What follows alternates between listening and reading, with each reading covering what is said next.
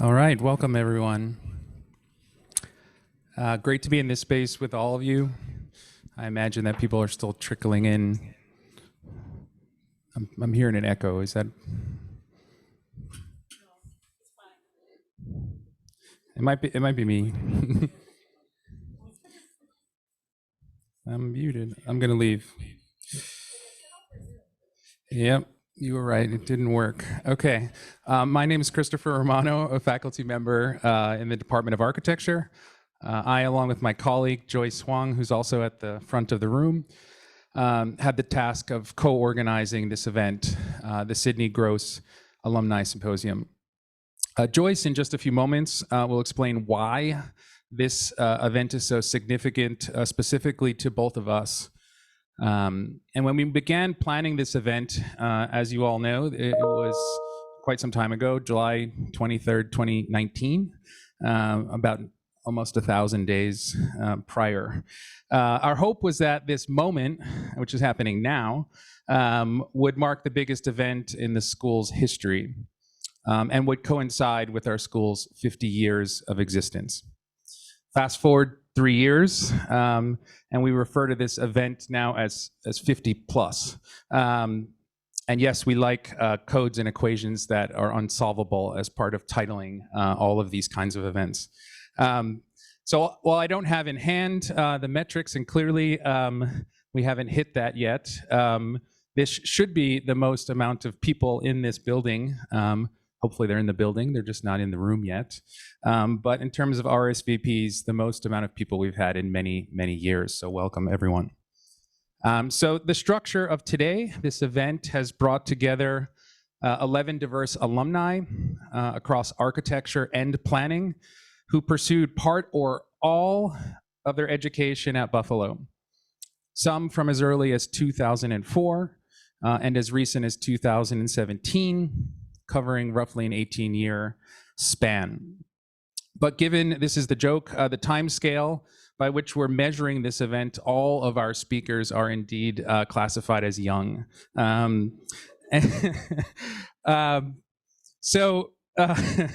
Dispersed across 3 panel sessions, each of our guests will present their respective story to us this afternoon, as well as reflect and hopefully debate on how the school has helped shape their life and professional experiences, however divergent and diverse.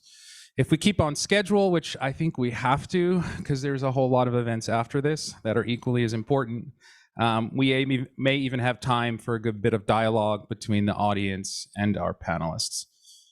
So I very much look forward to the next few hours, and please allow me to introduce Robert Shibley, Dean of the School of Architecture and Planning.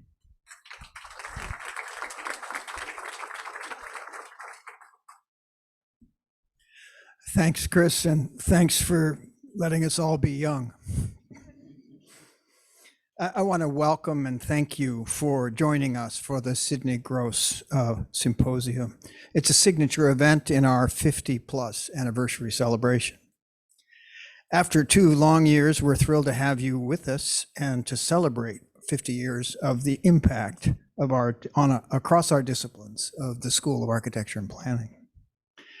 The results of which are very evident in the over 100 exhibits that are available to you to review today.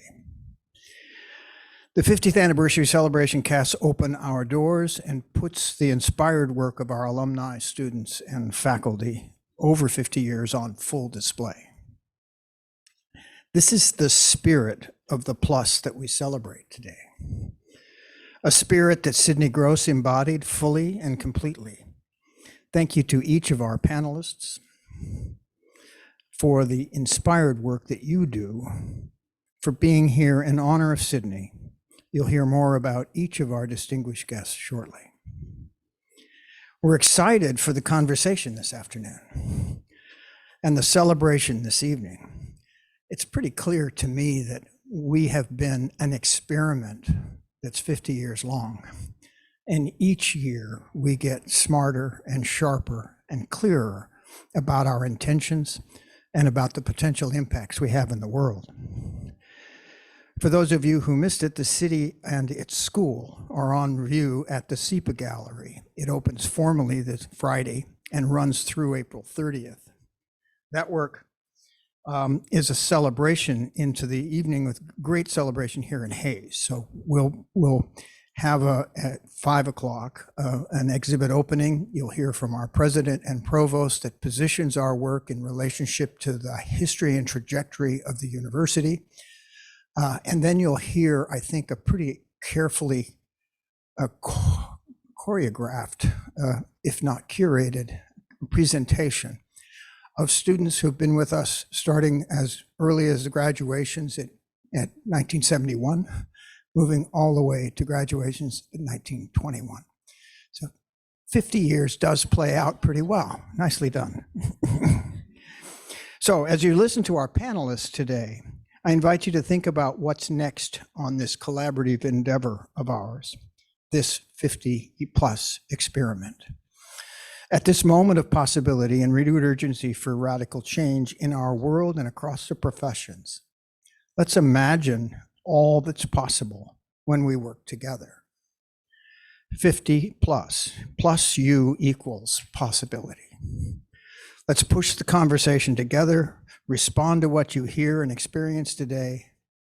Be bold. Share your ideas and provocations and questions. Tell us what you think. You'll find opportunities to write what you think on the walls. We'll work with that. Thank you. Thank you very much for being here. Many thanks are owed to a whole lot of people. Fortunately, that's not on my agenda other than broadly stated, what a terrific team that has produced last night and today. And God bless you all. It's great stuff. Am I introducing? Over to you, Joyce. Thank you. Thank you, Bob. I'm just going to say a few words about Sydney Gross. So each year here at the School of Architecture and Planning, we have an event that honors the memory of Sydney Gross, who was an architecture student at UB in 2008 and 2009. Chris and I actually had the honor and pleasure of being two of her professors in freshman studio during the year that she was here. And I think a number of her friends might be joining. And Killian Miles, one of her closest friends. Hi, Killian. Oh my gosh, you're here. Awesome. So Killian is here from Albany, and one of her closest friends from that year. And so thank you for coming. Joey Swerdlin also was from her class, who's on the panel as well. I believe that her mother, Lori Duckstein, is zooming in, so we're really excited for that. And so we're just excited for the support that we're getting for this program. When I think about Sydney, the thing that I think I remember the most is really how fantastically spirited she was as a person. She was super energetic. She had an artistic eye and a very colorful personality. In fact, speaking of color, there was literally always color all over her desk. Purple and pink. I remember purple being quite present, always around, infiltrating everything from paper to like light bulbs to like duct tape to whatever. It was just all purple. She was also one of the first people I heard in studio in the morning. So when you walk in, you would hear her just talking, and it was fantastic because she was always so social and cheerful and engaged with her classmates. And she had this amazing kind of cheerful, engaging smile that just lit up the room, projecting the kind of optimistic, can-do attitude that I think we all recognize in our UB graduates, UB students and alums. And this is the kind of attitude that I think that makes our work as faculty just better and better every day. So each year we remember Sydney and the beauty and the joy of her life through a public event that is supported by the Sydney Gross Memorial Fund. And this is largely thanks to the dedication and generosity of her mother, Lori Duckstein, who, as I mentioned, I think is watching on Zoom. And this year we are so excited to present a very special program to honor Sydney as part of the 50th year anniversary celebration. The Sydney Gross Alumni Symposium features a series of talks by young, in quotes, alumni who are innovators, practitioners, researchers, and emerging leaders in the field. And this is an amazing constellation of people that we have who I think represent many different paths, many paths that our alumni take, thinking about different ways that they navigate their career. So I'm so thrilled that this group is able to join us today to share their stories and reflections.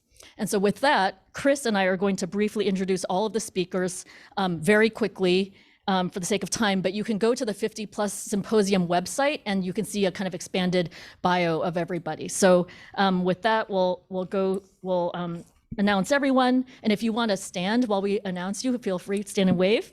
So first I have to find this sheet. So today we have Margaret or Maggie Cowell, an associate professor of urban affairs at Virginia Tech. Shawntera Hardy, co-founder of Civic Eagle, formerly commissioner of the Minnesota Department of Employment and Economic Development. Rana Abu Ghazaleh, capital project manager for the city of Alexandria, Virginia, and former president of the International Planned Parenthood Federation. Ayla Abiad, project architecture and manager, RM Chin Associates, and founder of Build a Bridge Foundation, joining us virtually from Chicago. Andrew Perkins, operations manager, UAP company, formerly working with Flint Art Project and Orchid Studio in Kenya. David Heaton, associate, studio Daniel Liebeskind. Brandon Stone, senior environment and 3D technical artist, COSM. Joey Swerdlin, community director, Morfolio, and adjunct professor at UB in the past. Albert Chao, adjunct professor at UB Department of Architecture and newly appointed regional curator at Art Park, so congratulations. Laura Schmitz, Lubniewski, architect, Wendell, and also clinical assistant professor now at UB. Jason Campbell, creative director at L, an associate at Smith Group, and a lecturer at UC Berkeley's College of Environmental Design. And now we would like to turn over the program to our colleague, Emmanuel Frimpong Boama, an assistant professor of planning here at UB, who will be moderating the first panel. Thank you. Thank you so much, Joyce, and then Chris. Without much ado, I don't have so much to say. We don't have so much time, so I'm going to introduce, or I'm going to call onto the stage Maggie, who is going to have our first presentation for us. So Maggie, please.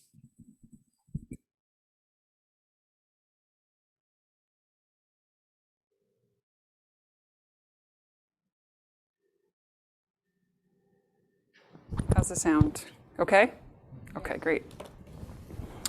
Let me get myself oriented here. First off, should I be grabbing, or want me to wait? It's okay. I'll get going, but you just let me know if there's any problems. Okay, so thank you so very much for the opportunity to be here, for the warm welcome, for the welcome back to Buffalo. It has changed so much since I spent time here, to Hayes Hall, which has changed so much since my time here. I'm just thrilled. I'm thrilled to be here. This was one of the first events for me, I remember, that got canceled, and the pandemic was sort of just showing its colors, and we were trying to figure out the 2 years. And this is also one of the first big events coming back. So it's very fitting, and I'm thrilled that you were able to sort of carry this on and bring us back. It's great to be here. So as Joyce and others have said, my name is Maggie Cowell. I am an associate professor at Virginia Tech and a 2004 graduate of the master's program here in urban planning. My time in Buffalo was transformative. I came in here thinking I was going to be on the urban design side of things. By the time I left, I was a little bit into that, but also starting to make my way into the more economic development space.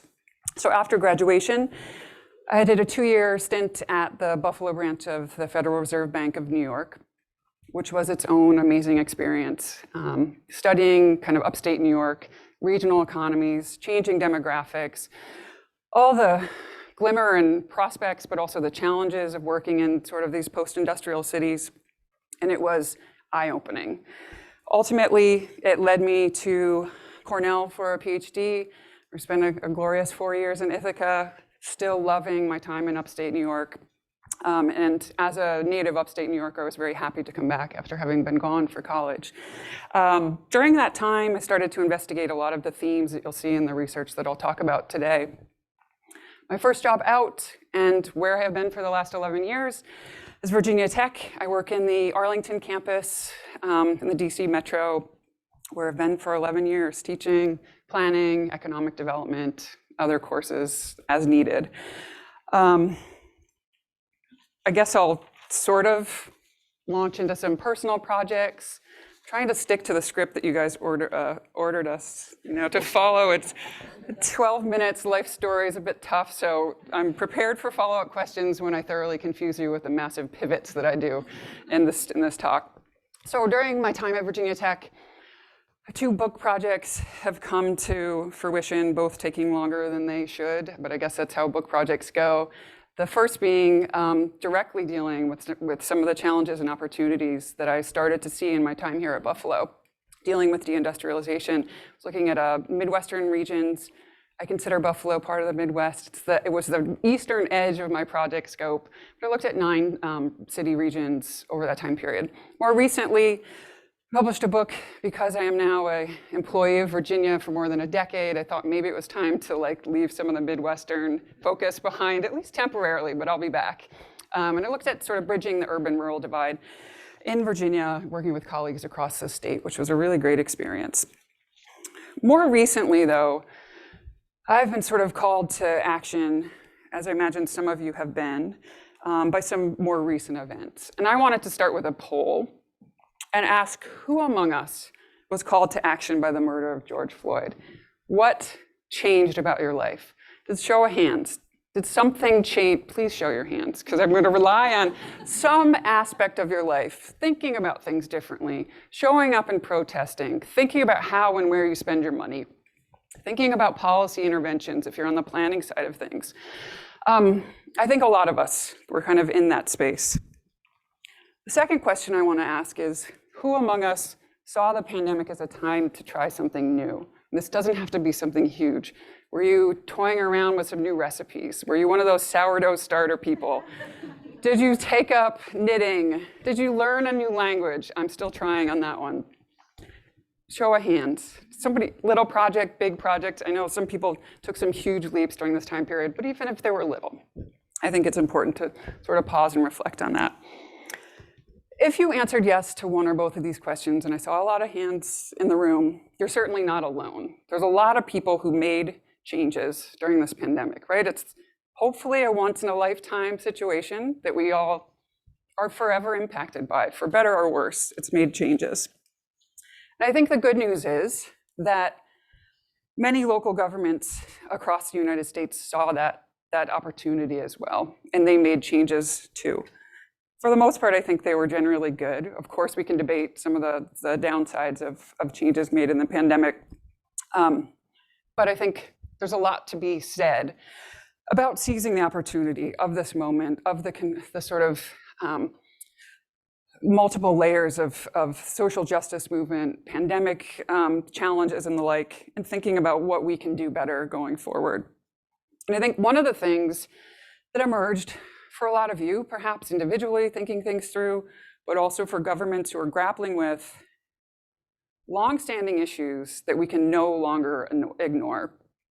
In other words, I think a lot of places kind of began to think that inequality that we saw really come to a head during the pandemic can no longer be treated as an afterthought, right? We simply cannot ignore these longstanding issues in our communities. So I don't need to spend too much time on slides like this. We all know that there were disproportionate impacts, especially for minority populations who struggled with, particularly in the labor market during this pandemic period. So as we dealt with those challenges, some folks have started to think about using this moment as an opportunity to think about this idea of an inclusive recovery, putting together recovery strategies coming out of the pandemic that were inclusive by design. And this idea of inclusive recovery is about addressing the exclusion and longstanding systemic inequalities that COVID-19 has laid bare, essentially causing us all to sort of look in the mirror and say, what can we do better? So, seizing the moment, as any good academic would, I've had questions in this space for a long time, but to me, I think George Floyd's murder, as well as a pandemic, for me, was a call to action. And so I shifted some research priorities and started working with students in our master's program to do surveys and interviews of local governments across Virginia over the last 2 years, asking about what kind of conversations were they having? What were they thinking about as they tried to think about their recovery strategy, knowing that a lot of places had a lot of time to think and also anticipated a number of resources, unprecedented amounts from the federal government coming into these communities and thinking, what will we do with this money? How can we do better? So we asked them how they're sort of quantifying their concerns for economic and racial inclusion. And then also, what are the specifics of the recovery strategies that you're deploying in your jurisdiction? Like, how are you thinking about these issues and how are you using or anticipate using the money that's coming in to deal with them? So these are just sort of quick survey data. Just to give you a couple of key quick takeaways, because I'm probably out of time already. Unsurprisingly, the majority of local governments are most concerned with the health of their small businesses and rampant unemployment. I think no shock there. Those were the headlines that we saw when we saw, local governments saying about the things that were the hardest hit. We also found in our surveys that many jurisdictions are, and I think this is good news, increasingly talking about economic and racial inclusion post-2020. So as the events surrounding George Floyd's murder, as well as the sort of early outcomes of the pandemic took place, a lot of these jurisdictions started really talking about these issues. And I think that's great. We saw a big leap in terms of who was and was not talking about these issues prior to 2020.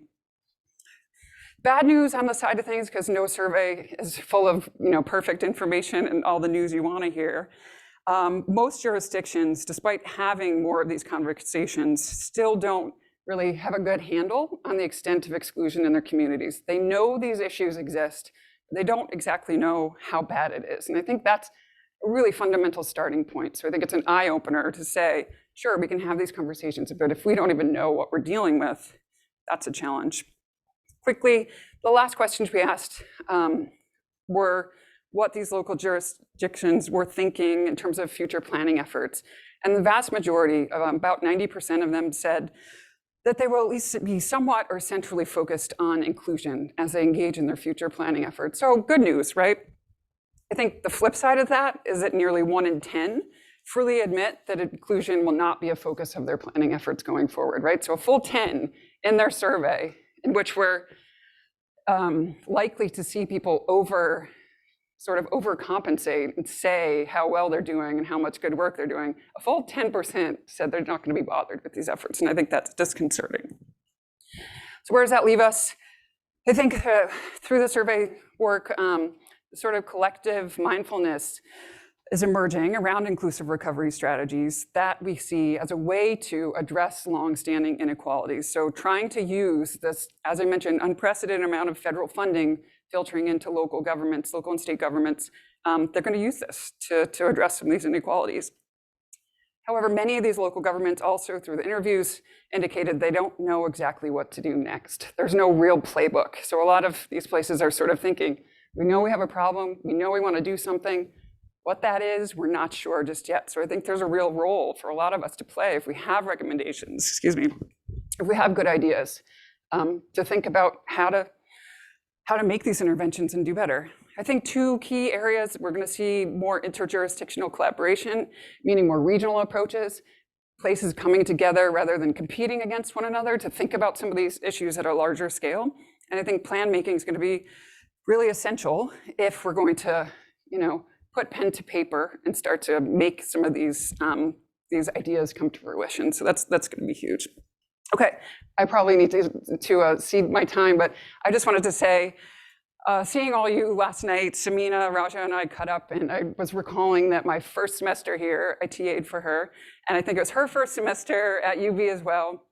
And I just remember thinking, that's what women in academia is all about. And you really gave me a lot of sort of insights into what that looked like and the power and the beauty and that's possible when teaching. And I think that's invaluable and I appreciate it.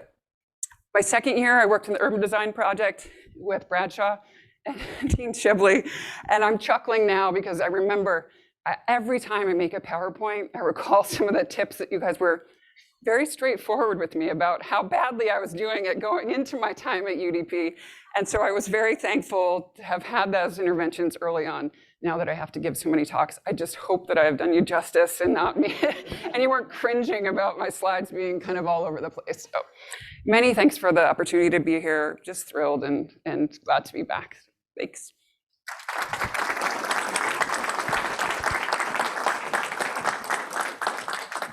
Thank you so much, Maggie. We have Shawntera. All right, thank you.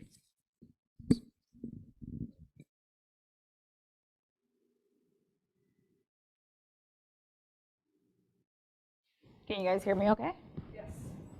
Wonderful. It's always a pleasure to go after a friend who sets the stage so well, especially a very young friend. So,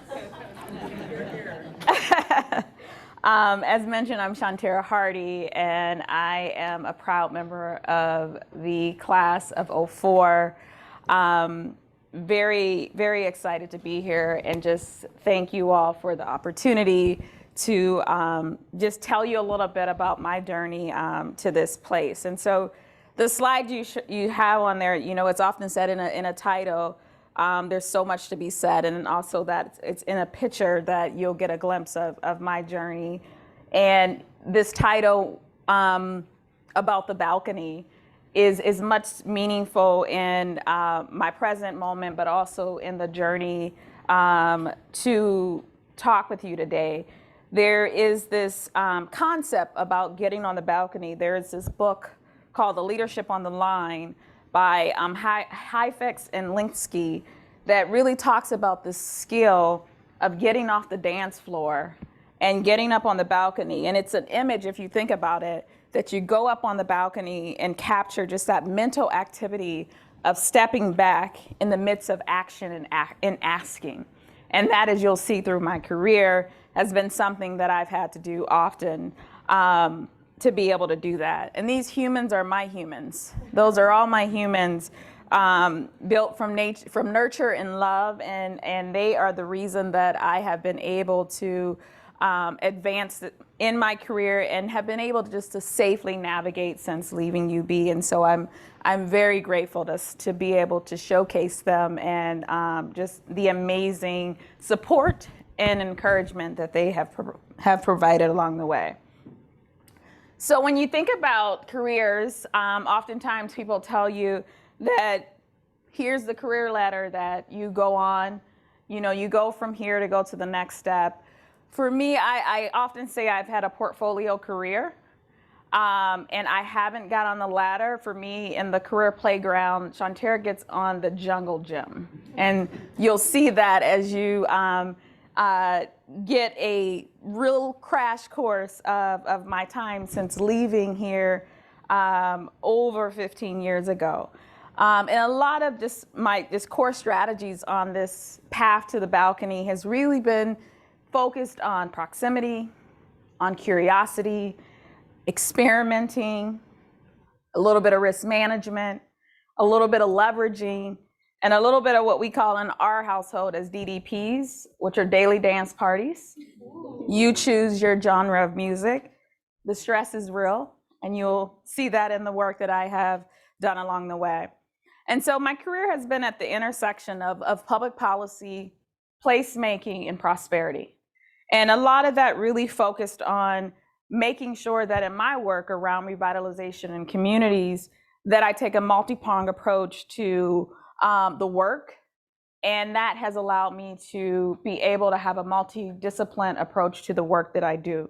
And you'll notice just these elements throughout my work: public policy, placemaking, and prosperity. So my first stop since leaving UB was the city of St. Paul. I was hired sight unseen, like literally over the phone. They never saw me, I never saw them, I'd never been to St. Paul. Over the phone, because that's what they used to do a long time ago, is hire you over the phone. I got hired over the phone. They didn't even know what they were getting. But my arrival was at a very unique time. I was a few months before a mayoral transition, and one of the largest projects that I got thrown into was a light rail transit project that was about 20 years late, and it became real. And so got to really work on that project, got to do this work in a very significant neighborhood, the Rondo neighborhood, which, like most cities, was one of those locations where the Black neighborhood was ripped apart with the freeway. And so this was the first time that the federal government, the state government, and the local public works department was going to come back and bring in a transportation investment. And so it was a very, very contentious set of work, but it was a work that exposed me to not only transportation planning and housing, but also just business and workforce development, and unfortunately the deep wounds that come with inequitable planning. And so I was able to do that work. If you go to Minneapolis today, you can ride the Green Line. I once told my friends that if we finished this, I would get married on it. I actually didn't. I got married in Mexico, so I lied. But it is a beautiful, beautiful train, if I may say so myself. But it just put me on this track, and I say pun intended, to begin a career as a planner, not only focused on place and the built environment, but also focused on people. And this prompted my huge career shift that my mom, who often says, I don't even really know what she does, but she works, and she does not call me for money. But I did a complete pivot in work and shifted my focus in healthcare. I was very interested as a planner, trying to understand as a designer of place, what was my role in helping, or was I hindering the health of people? But I knew nothing about healthcare, didn't want to go back to school, and I was afraid of blood. And so the only thing that I realized was I can go through the door of an old part of my career. Before coming to UB, I worked in the Ohio House of Representatives as a legislative assistant. And so I went to this great company in Minnesota, one of the largest healthcare systems, to become their lobbyist. And so I lobbied in over 7 states in the Midwest and Washington, D.C. on healthcare. And I was a lobbyist during the Affordable Care Act. Minnesota, if you don't know, like Massachusetts, was the breeding ground for the infrastructure of the federal healthcare reform. And my organization, along with the likes of organizations like Mayo Clinic and Cleveland Clinic, were a part of those White House roundtables to bring together the infrastructure of the federal healthcare reform. And so I got to bring in my understanding of the public policy process, but I also got to bring in my understanding of you're not just passing policy to only impact the healthcare system, that you're impacting the health of people. And so that opportunity really gave me this space of being able to bring in those very different skills related to being proximate to different issues and things like that. And with this work, I was able to do this work for close to 7 years. I was able to really push policy impacting the least of us in Minnesota, those without access to healthcare, and was able to do it in a way that not only impacted care, but also impacted insurance, but also impacted research. And so that was something that was very powerful for me. And I'll just say, this quote right here is something that was a very clear light post for me as I have done my work. And I'll quote, listen to the whispers and you won't have to hear the screams. If you have proximity and connection to what's happening on the ground, when things get so bad as what Maggie was mentioning of happening in community, if you are close to it, if you're listening to those whispers, you're able to connect to things before they get so bad. And that's been something that has been very clear in this pandemic and has been very clear as we have navigated different pieces of unrest in our communities.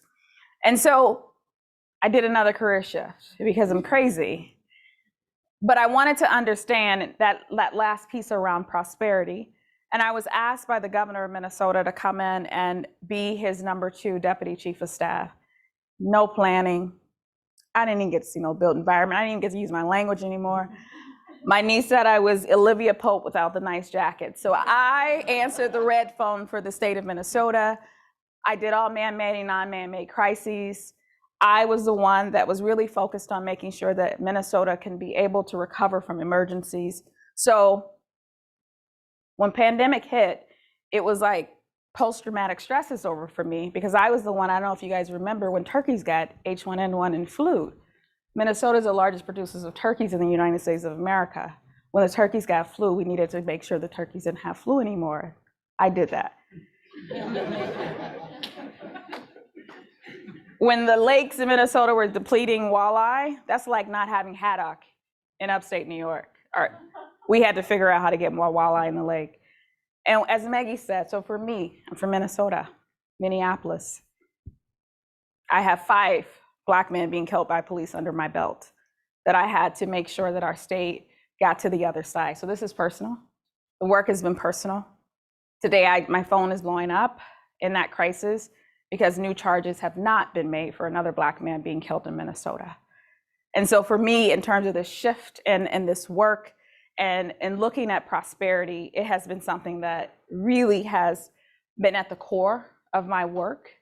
I have been in the room where it happens, and I've been in a room where folks decided to look away. And that has really been very crazy in these times that we're living in. The last job that I got, because why not go and be the commissioner of the state's Department of Economic Development? So I got to come back to the language of economic development, was able to be the commissioner and move that work forward. So shout out to Dr. Taylor, who allowed for me to understand that the work that we do in our communities and that call to action to get to the place of proximity, when you understand the tipping point of when a community is going to go to that place of either prosperity or fail, it is powerful. And learning that very early on in my career has been very essential because I can see it and be able to see all the things that are happening around these different things.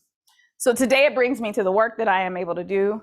I left everything and went and started 3 companies. Those are the 3 companies. I have a strategy firm, I have a civic tech firm, and I have a firm focused on elevating Black women-owned businesses. Civic Eagle really focused on allowing for organizations to track public policy in all 50 states and Congress, allows you to manage public policy and collaborate. We are a venture-backed company, allowing you to track policy, 20 amazing team members. We've raised $2.3 million in capital so far. Fingers crossed, in T-minus 2 weeks, we'll close our seed round. And Fearless Commerce. We have been in business since 2017, helping Black women elevate their businesses. We recently received $5 million from JP Morgan Chase to take businesses to the next level in supplier diversity, to answer the call to all those statements after my brother George Floyd was killed, to make sure that access to opportunity is actually happening. We are doing that work. So I'll leave you with this quote by Mr. Brian Stevens. Because as a planner, as I mentioned, getting proximate is important. And that is something that for each of us, in order to truly see what's happening on the ground in our communities, we cannot create justice without getting close to places where injustices prevail. We have to get proximate.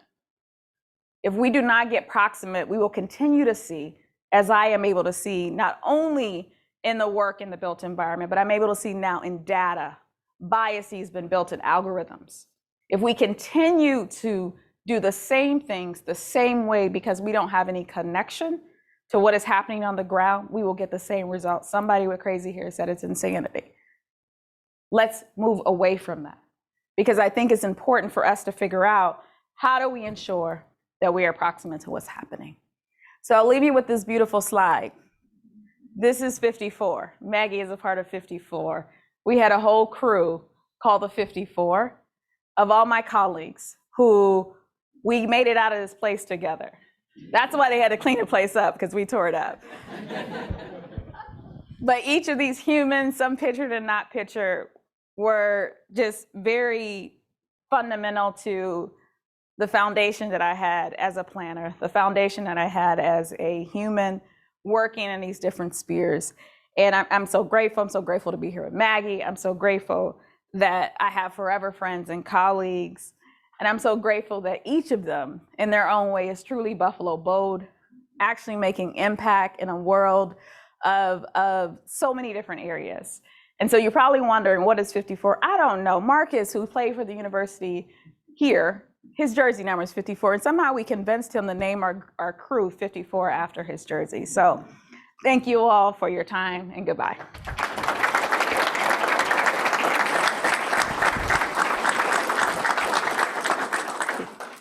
Thank you so much, Shawntera. I think our last presenter will be Rana. And right after this last presentation, we have about 20 to 30 minutes for questions and discussions. There may be something that you may have heard that you'd like the presenters to talk more about. We can do that right after this last presentation. All right.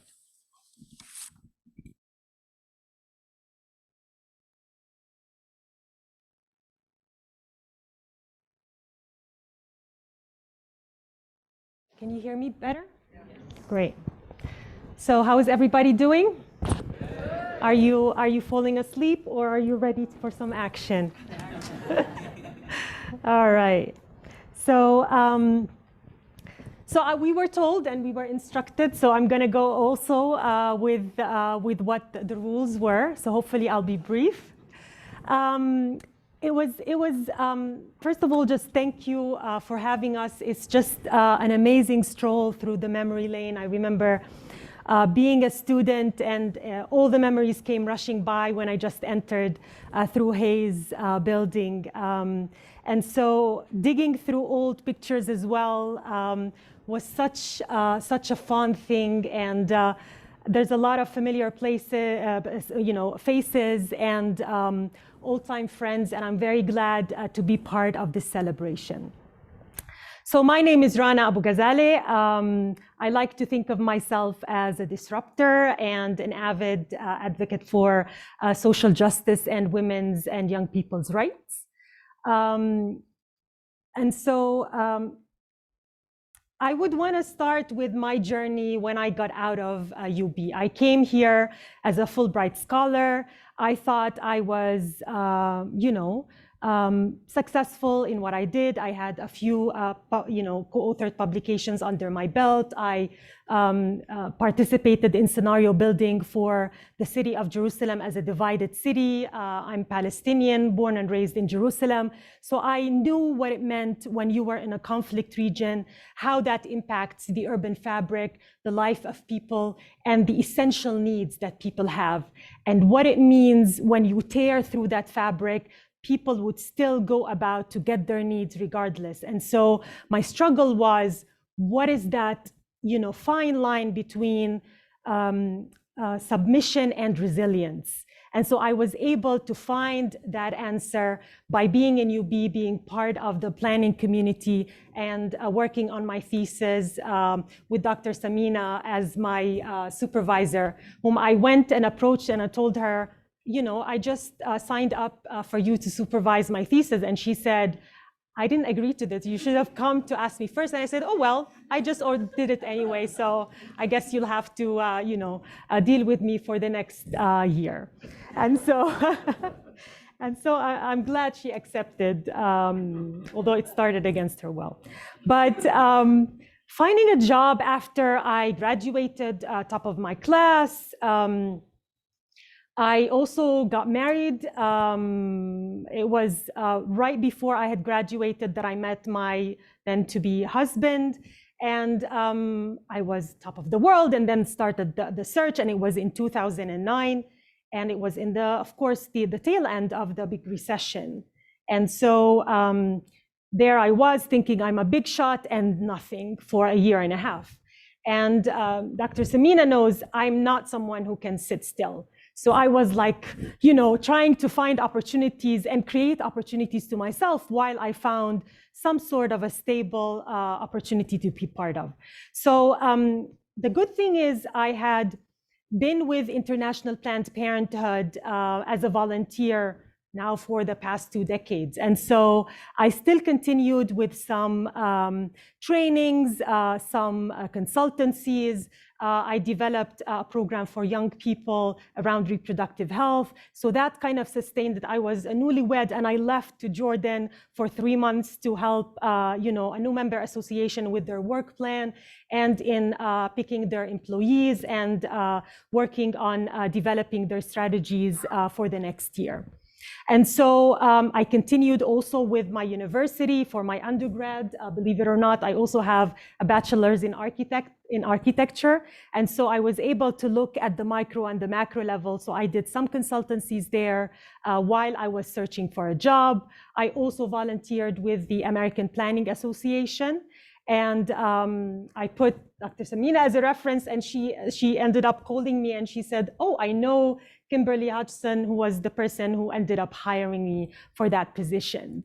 I also did some interning for the Institute for Palestinian Studies. And so all of those collectively kind of enabled me to look for an opportunity out of abundance rather than need. I was there, I was active, I was happy, I was producing, and I was looking in the midst of that for my next opportunity. So then came the city of Alexandria. I was there, I was able to showcase some of the things that I did.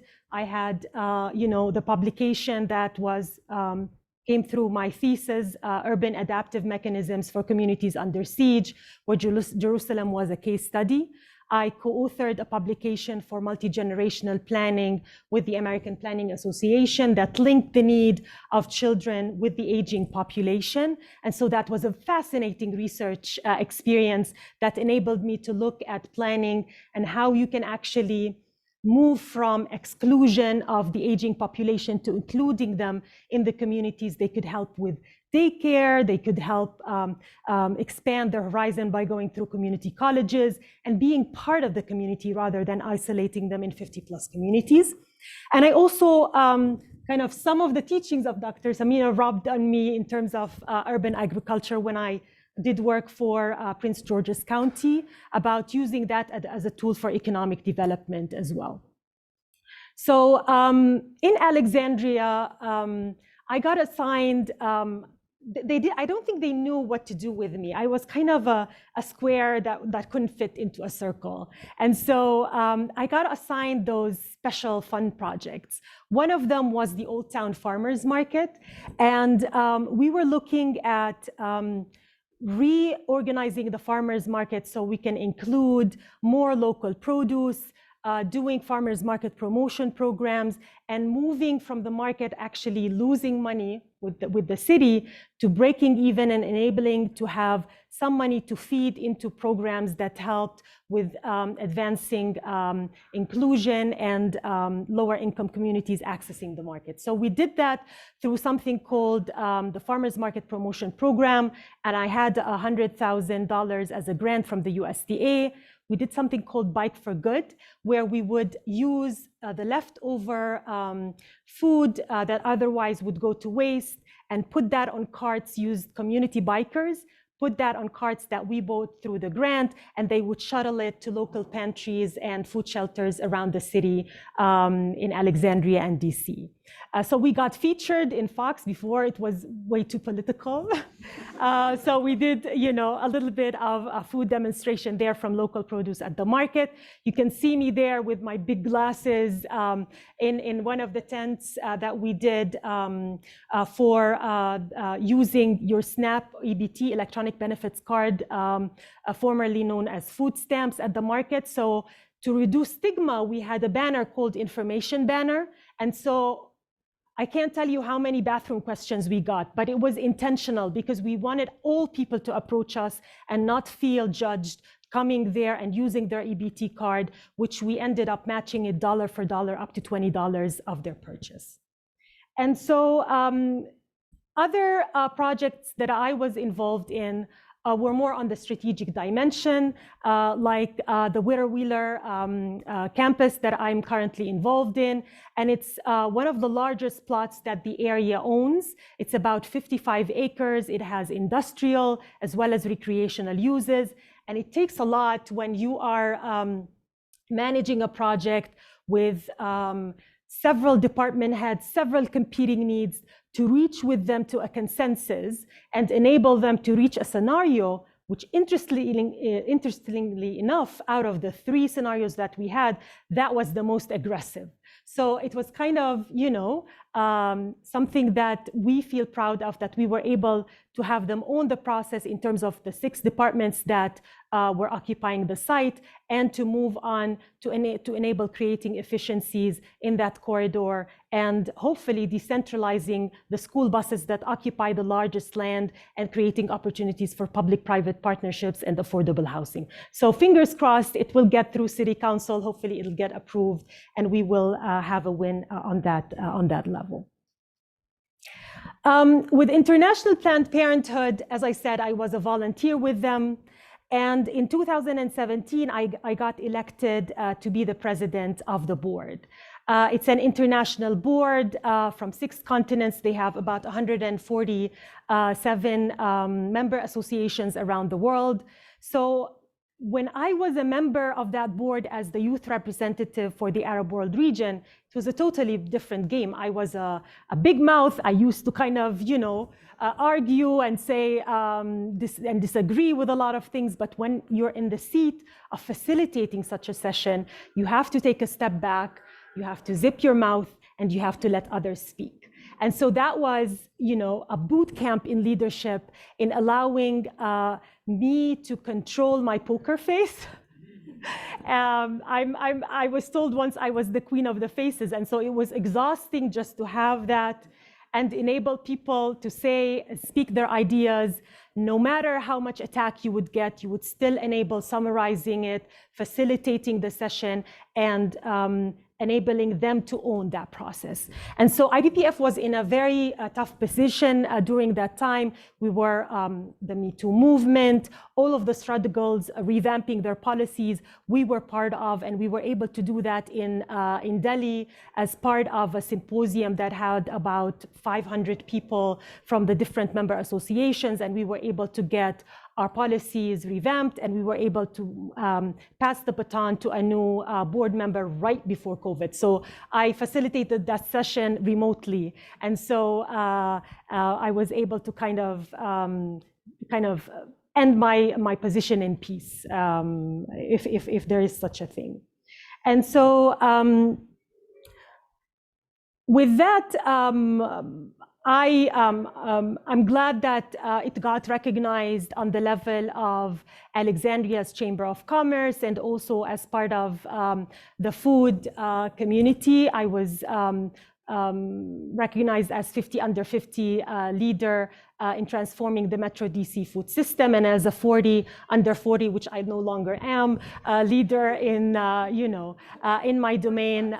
Yes, 40 plus exactly in my domain as part of the Chamber of Commerce, and so with that, I felt that. I came as, a hijabi, someone who really wanted to change the world, and I was able to change that within my capacity in the domain that I have. So I really have to thank UB for allowing that spark to take place. So reflecting, that's the final slide. So thank you, Manuel, for giving me the heads up. All I can say is that UB was able to not only help me resolve problem. It doesn't, equip you to handle necessarily the job, the skills you learn at the job. It's the ability to problem solve and to critically think is that the thing that we learn at UB. And so the curiosity, I remember visiting Odin and Rochester, fascinated with the squirrels. I had the whole album on my Facebook page just about squirrels. Public art, in such a museum in Rochester. Frank Lloyd Wright, in the Forest Lawn Cemetery, which I, dragged my husband there when he came to UB, and I had to take pictures of that cemetery because of the fascinating art there. And long-term friendships, Jessica Russell, Muzi Watson, Dr. Samina, that were anchors within my career and in my life. So I have to thank them for continuing this journey with me. And I'll end with that quote of saying why you do this. And it says, if you can read it, hopefully you'll be able to, but it also says, that it's not the what you do that is important. it's the why you do it. This has to be your driving force. If you don't start with the why and you get focused on the what, it's fundamentally wrong. And it's the reason why you feel unsettled in a certain job. You need to know that your why has not been answered. So start with the spark, start with the why, and then the how you do it and the what you do just comes naturally along. So thank you guys for the time, and I appreciate getting over a little bit, but thank you all for having me.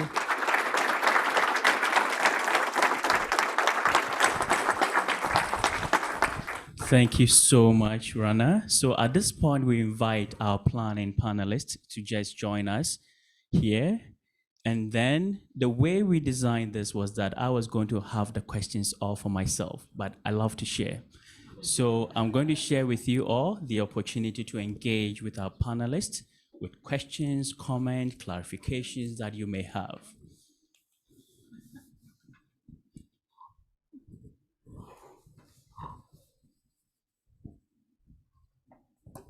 Thank you, and thank you for such a wonderful presentation. My name is Michaela Littman. I am a PhD student in the Urban and Regional Planning program. And as we know from this school, planning is complex, it's messy, it's real, it deals with real lives and real communities that are often on the line. So in all of your careers, what is one way that you find joy or stay grounded in the work that you do? What's one way to avoid burnout? I think I already alluded to DDPs, daily dance parties. The seriousness of the work sometimes requires for you to find a place of peace. And that for me is that place of peace is dancing. But I will also say being able to have an outlet in friends and family to talk me off the ledge of burning the whole place down is very helpful.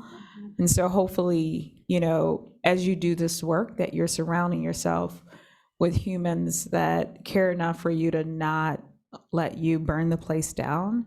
And I think that's something that we can take for granted, but when you are trying to work to find a solution where you have to separate the emotion, it's hard.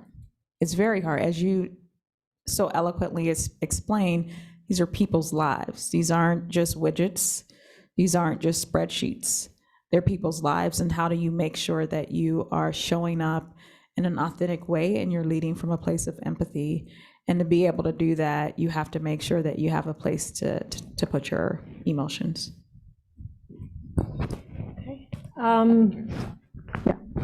So for me personally, I work in Alexandria and I live about an hour away. So it's about an hour commute. So that buffer zone of listening to an audiobook or listening to some music helps break the sanity between home and work. And so I miss that during COVID because you're running around juggling family and work and lunch and everything all at once. I would also say that what brings me joy is just the incremental change that you can impact in your work. It doesn't have to be big. It can be as much as, a new session, a lunch and learn, for example, that I organized based on an article I read and someone I reached out to, and I was able to share that knowledge. It was based on crazy ideas that you would come out, from your small box, your small sandbox, like the farmer's market, where I said, let's do that thing with the bikers. And so when these things flourish and start, they don't have to be complicated. Just start simple, but as long as you start with your passion, this is where you would find joy. Give a quick academic perspective in case that's a route you're thinking about. In my career, I found a couple of things to be sources of kind of rejuvenation or joy, or I forget how you phrased it. I think you said joy. Graduate students, I don't work with undergrads. I'm sure they're lovely too. I just haven't had a chance to work with many of them, but my PhD students in particular are amazing. They come and sort of cycle through we take a little longer where I am because a lot of them are part-time, who work for the federal government or other institutions in DC by day. and the ideas that they bring to the classroom, to the conversations, to one-on-one meetings with me as their advisor. I mean, they keep me young. Some of them are older than me, but they're, you know, increasingly younger than me. It's amazing what they can bring to the conversation. And we were sort of talking about that in the luncheon beforehand, just talking about how young people are being exposed to younger people and the new technologies you all are kind of bringing to the table.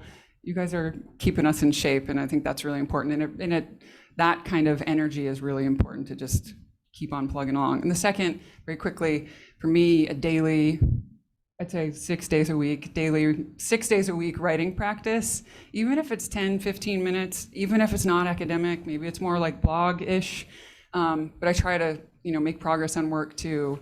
Institutionalizing that has been huge. It's an outlet, it's a source of like rigor, and just like in a good way, the kind of rigor that makes you feel good and gives you like a groundedness. And that productivity, whether it's for fun or for, you know, intellectual pursuits related to work, it's huge. And that brings me joy. Maybe that makes me sick. Their work brings me joy, but it just sort of makes the daily life of being an academic and trying to make progress and trying to get to that next promotion a little bit more enjoyable. There you go, defiant joy. And we also do dance parties in my house. I didn't have an acronym for it, but every day before school, it's on, kitchen.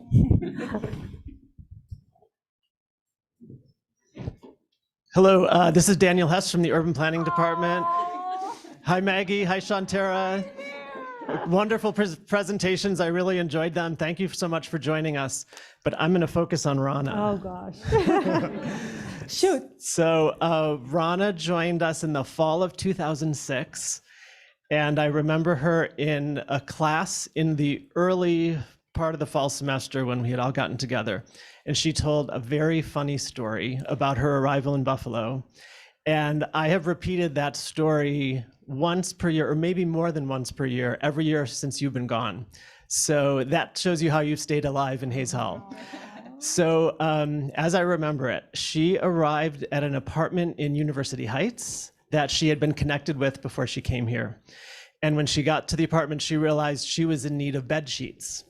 So she, in a very responsible way, learned from somebody where the city center was in Buffalo and how she could get there on Metro Rail to go in search of bed sheets. So you might know where the story is going.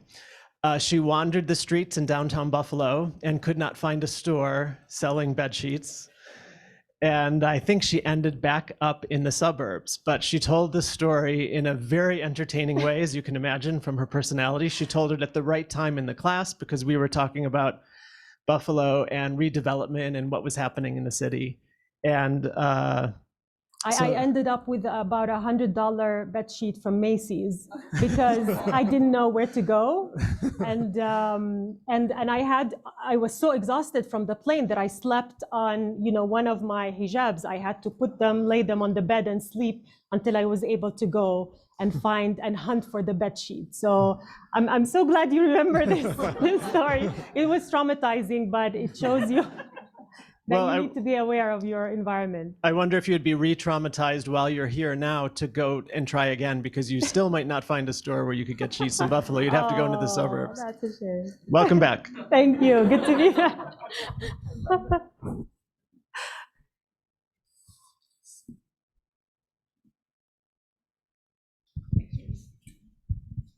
Hi, I'm Kaylin Fowler, an alum as well. Maggie, you mentioned the kind of 10% of companies that are just not going to like take inclusivity into consideration. I guess the question, anyone can answer this, of like, how do you not let that cripple your drive, inspiration, just like your efforts? Like, how do you not just get stuck in that space of just like not even acknowledging that there's value in that? That's a really excellent question, because anytime you're working with data, especially when you've collected it yourself, you're not supposed to do this, but you really hope that it, you know, results in outcomes that support how you think about things, right? Like that goes against everything that research is designed to do. But when you sort of run the numbers, or in this case, code sort of answers from surveys and interviews, there is like a sort of like crestfallen moment where you're like, really? You can't even say that you're interested? You can't even begin that conversation? And it is frustrating.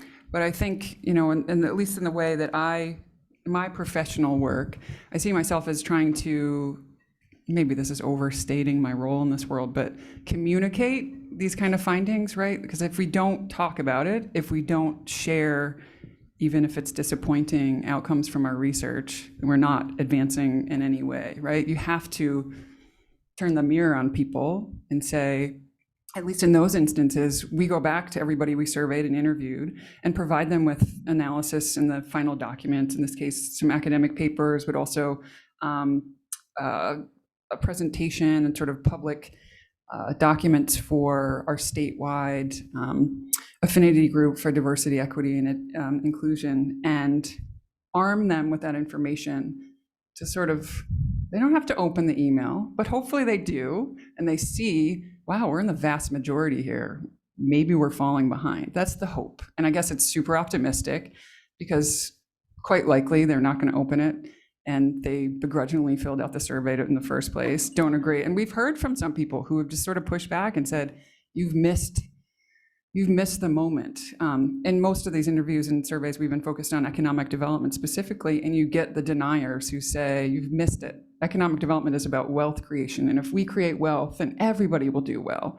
It's frustrating, because I think if you're well-trained in this discipline, you recognize that that's not true. It never has been true, and it's more than ever, I think, you know, a fallacy. So my hope is to convey and communicate as best I can findings, even if they're disappointing, and then highlight the jurisdictions and places and people who are doing the work, who are sort of coming up with innovative solutions, so that you can at least put a bug in the ear of that 10% who willingly say, we're not doing anything. And hopefully you move the agenda. And you also hope they border one of the jurisdictions that's doing a lot. And when that jurisdiction gets a lot of press for doing the right thing and doing good work, that maybe they then, again, look in the mirror. I appreciate that piece around, you know, being able to communicate. In my role as commissioner of the Department of Employment and Economic Development, I had responsibility for kind of being the spokesperson for the state for workforce development, and that included workforce, unemployment insurance, Social Security, but also economic development, which is business incentives and things like that. And so when it came to us, you know, looking at our data, the state specifically for demographic shifts in the state, and sitting down with businesses, one of the biggest things that I learned in that process of more of a courageous conversation is understanding the lexicon of that organization. How are you speaking their language? And when you turn the mirror and have this conversation, so for example, a dimension of bringing young people, since that seems to be the theme of our gathering, to the table and talking to, so Minnesota is per capita one of very few states with over 15 Fortune 100 and 500 companies. And so having this conversation with those CEOs and saying, okay, cool, you don't want to attract young people? So that actually makes my job easier. So that's one less of you I have to talk to. And you're not going to survive, because that is where the future is going. So if you look at who your customer is, if you look at who is going to drive you staying competitive, if you don't have that mindset around ensuring that Minnesota is a state of hockey, that you go where the puck is supposed to be, versus waiting around to see where it's going to end up, you actually become the game changer. And so how do you make sure that you do your work to understand the lexicon, which includes not only the language, but the goals of those organizations and individuals? That brings you to a place of being able to talk at a level that is in their best interest, while you, in turn, are moving, for me, in this case, the best interest of the state of Minnesota to the next level. I have it. Okay. I think also when we talk about inclusivity, if it's across demographics or the social spectrums, beliefs, religious, sexual, etc., it's important not to stop at it being superficial or ink on paper.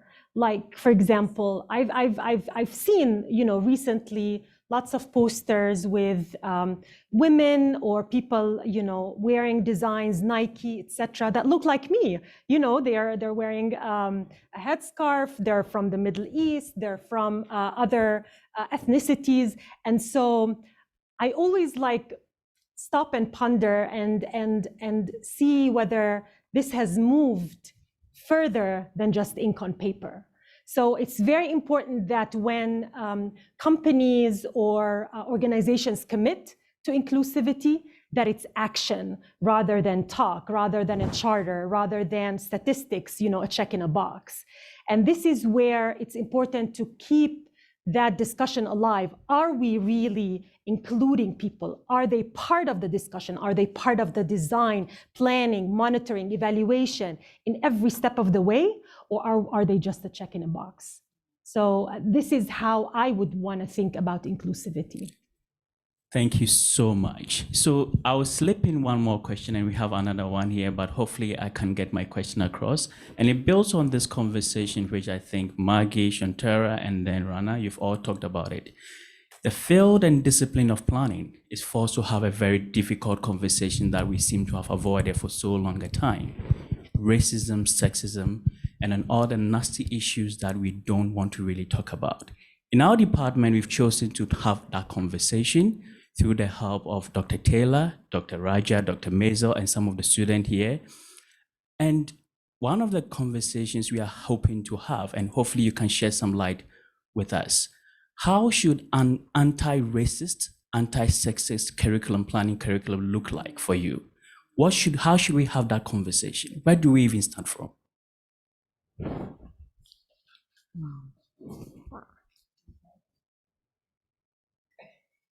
It's a complex question. One of the things that I've learned is that if you don't start from a place of shared language and shared understanding, you're not going to get shared outcomes. So first of all, if you think that you are going to show up with a lesson plan that just jumps right into anti-racism and the other isms that you mentioned, and you haven't grounded folks to understand what is happening and to see themselves in the solution, it's just going to be actually a lot of talk. And that's going to make y'all feel good, but it's not going to be something that is actually going to move the needle. The other thing that I caution you against is having it as a nice shiny thing over there. If it is not embedded into the DNA of every single class, of every single theme that flows through this place, it'll be a shiny thing over there. And when you all go and hit the lottery or go into the sunset, you professors, it will go away. And so it has to be embedded in the DNA. And in order to do that, you have to understand what is the makeup of the current DNA. Because one of the things that I learned that is just so exciting, of being a student here, I get to poke fun at my friends at the Humphrey School, where a lot of their education is rooted in a theory. And for me, being able to hang out with architecture schools and architecture students with that core of innovation has been spectacular to stretch my mind. I bring that piece of innovation in here because one of the things that I've learned is that we look at innovation from a space always from gain, but innovation also is a space of loss. You have to start at the end. When you think about when you're shifting things, that you have to lose the old way of doing things in order to get to the new way. But if you don't acknowledge where you're at in the old space, if you get there, it'll be like jelly. The foundation won't be really strong enough to be able to hold up everything that you have to build on top of that. And so I challenge one, as I said, to make sure that there's shared understanding and shared language around this. And then to make sure that you embed it in what you do and don't look at it just as a moment. The momentum has to be there in order to truly make it a movement through restructuring and dismantling the ways of being and doing that have been existed for 50 plus years in this place. That's going to be important.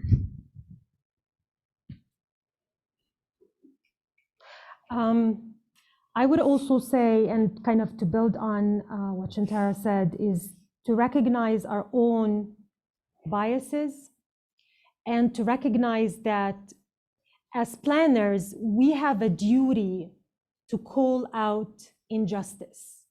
And it should be equal across the board. If you have a conflict taking place in one space, you have to equally advocate against that, regardless of where it is around the map.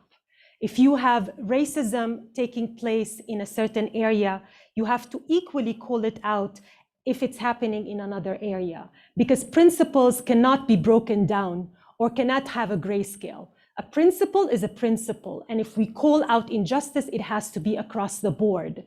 And so a lot of times, I kind of wonder when conflicts erupt in regions that are known for being conflicts versus other areas that are kind of more white, more elite, etc. These are the ones that get the spotlight. And so as planners, this is our duty to say, why is that happening? Why is the fabric being torn? Why are human rights being violated? If we don't stand as also an educational organization, then we haven't fulfilled our mission in teaching those principles to the future planners. And so we have to get over our own biases to be able to teach them to others and call them out. That's how I feel. I don't have a lot to add because, quite frankly, we're in the midst of that, in just dismantling process within our program and struggling with it. And I think a lot of planning schools really are. It's difficult work. It's painful work for everyone who actually has a stake in it, and hopefully that's everyone. But I think, what started as a call from the Planning Accreditation Board, who goes around and tells planning programs who are accredited what they could do better. And I think the majority of programs get dinged for their lack of diversity, for their lack of focus on diversity, equity, inclusion, anti-racism. That was a call to action for us in our program. And we've struggled with how to make meaningful change. So this is me humbly saying it's difficult to do, it's hard to unpack. I think there's a lot to be gained from sharing experiences, best practices, resources that work from the planning programs who are doing a good job, that we can learn from them. And I think starting from that place of humility and thinking, we're not getting it right yet. And I doubt many programs are, right? We're all sort of a work in progress, some better than others. But starting from that place of humility, I think we could do a better job of sort of knowledge sharing and then putting into practice what's working well in one place or a multitude of places. So that's me saying I don't have the answer, but I'm thankful that these conversations are so much, they're just more prevalent, louder, and in many cases, starting to see the financial backing required to make some of these changes, because oftentimes they don't come easy or cheaply. And I think I'm inspired by the fact that they're more and more the norm rather than the exception. But man, do we have a lot of work to do. And I think you're absolutely right to acknowledge that. Hello. Okay. Hi. My name is Rose Thomas, and I'm a Master of Public Health and Social Work student. I just had a question for you guys. Thank you again for all your insight and wisdom for today. But one of my biggest concerns being in an institution is how do you remain connected or get proximate to the communities in every step of your work, whether that's research or practice, when you're aware of, the history, harm in systems that have been done to the communities in the past. So kind of like, in other words, like, how do you create that reparative relationship, not only like complicit to the harms that have been done in the past? Sorry, I don't know what's Again, from that academic perspective, I'll be quick because you're probably sick of hearing about it, but I'm thinking here about the importance of studios, right? When we in the planning field, I think our studios run slightly differently than the architecture side of things, but we're like if you're doing a good job with these, fully enmeshed and embedded in communities where you're trying to work together to co-create something. And that's a really important part of most planning school curricula. And I think, again, we could do better. We could probably make those 50% of the credits that you acquire as part of your master's degree. But I think it's an important difference within our field that you have that practical application. You learn how to make long-term investments, even if they're for you just a semester. If your faculty and your institution's doing the work well, that's not a semester one-off project. It's something that you have worked multiple years ahead of time to work with these communities, that you will follow up with them, you will do what you promised, you'll revisit, you'll see what their needs are down the line, they'll tell you what you're doing well, they'll tell you what you're doing, poorly. And I think that's a step that we have, I think, an advantage in terms of this field, is I don't think you can leave a planning degree without having maybe been forced to have that experience. It's uncomfortable for a lot of people. It's a different world. It's nothing like what most of us experience in college. And I guess here probably you do in the undergraduate program. Again, apologies, I don't work with a lot of undergrads, but I think that's an important part of this discipline and something that drew me to this field. And I think it has a lasting impact. I'll double click on the studios. I'll say, we called it field work in Dr. Taylor's classes. I mean, that is so essential, to be able to go out there, for us to be able to connect to and be proximate to the Fruit Belt neighborhood, for all those different opportunities to connect to that. So I'm a true Rust Belt girl, born and raised in Youngstown, Ohio. And so I lived in the midst of everything we read about in this place. And so being able to have the opportunity to be able to plan like that is so essential. I'll say that, we try not to operate in a place of regret. I say in redo, one of the redos I wish I had was I was like, I ain't going to Cuba. And my classmates got to go to Cuba. And I still to this day see the impact that it had on them. So my redo is that I started a scholarship. My undergrad is at Ohio State, and students that are forced from my hometown to go abroad, and so paying for them to go abroad is something that is just a game changer. From a personal perspective, one of the things that I have subscribed to is your inside-outside game. And that's something that learn your craft, master your craft, but get outside. Go and volunteer in your craft now. Don't wait until you have to. Do it now. Go and connect to organizations that have a mission aligned to what you and your North Campus is, and be able to make those connections. Because one of the things you find out when you do it early, you're like, I don't even want to do this work. You weed out early. You're like, that's not what I want to wake up and do. And so the earlier that you make connections to that outside game, the better equipped that you are to be able to get in the game when it's time for you to actually go an adult in real world. And so I just strongly suggest that you do that. Get those experiences while you're here. Don't be like me.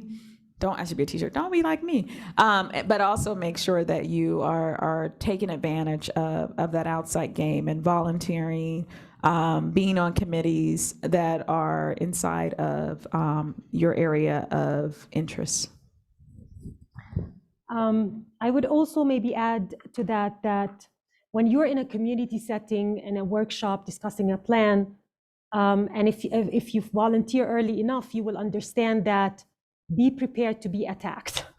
I'm sorry to say that, but it always starts from a place of distrust. Your job is to build that trust. To build that trust, you have to have a clear communication plan and a set of expectations in every level of community engagement. Meaning, are you doing that charrette or that studio or that workshop to inform? Are you doing that to engage the community in a certain decision, engage them in the design, or show them a final result? If you are doing any of that, you have to start with the clear expectation of whatever you are communicating, because you don't want, members of the community coming in thinking that they're starting the process and they are being involved in a design and you're just informing them of a result of a certain project. So know that you will always start most of the time from a place of distrust. So have patience. A lot of people are 2D challenged. So your job as a planner is to show them the potential from a certain plan or a certain community project, and have clear communication as a plan to show them what stage they need to be involved in. All right, thank you so much. I'm sure I'm in trouble, but thank you so much.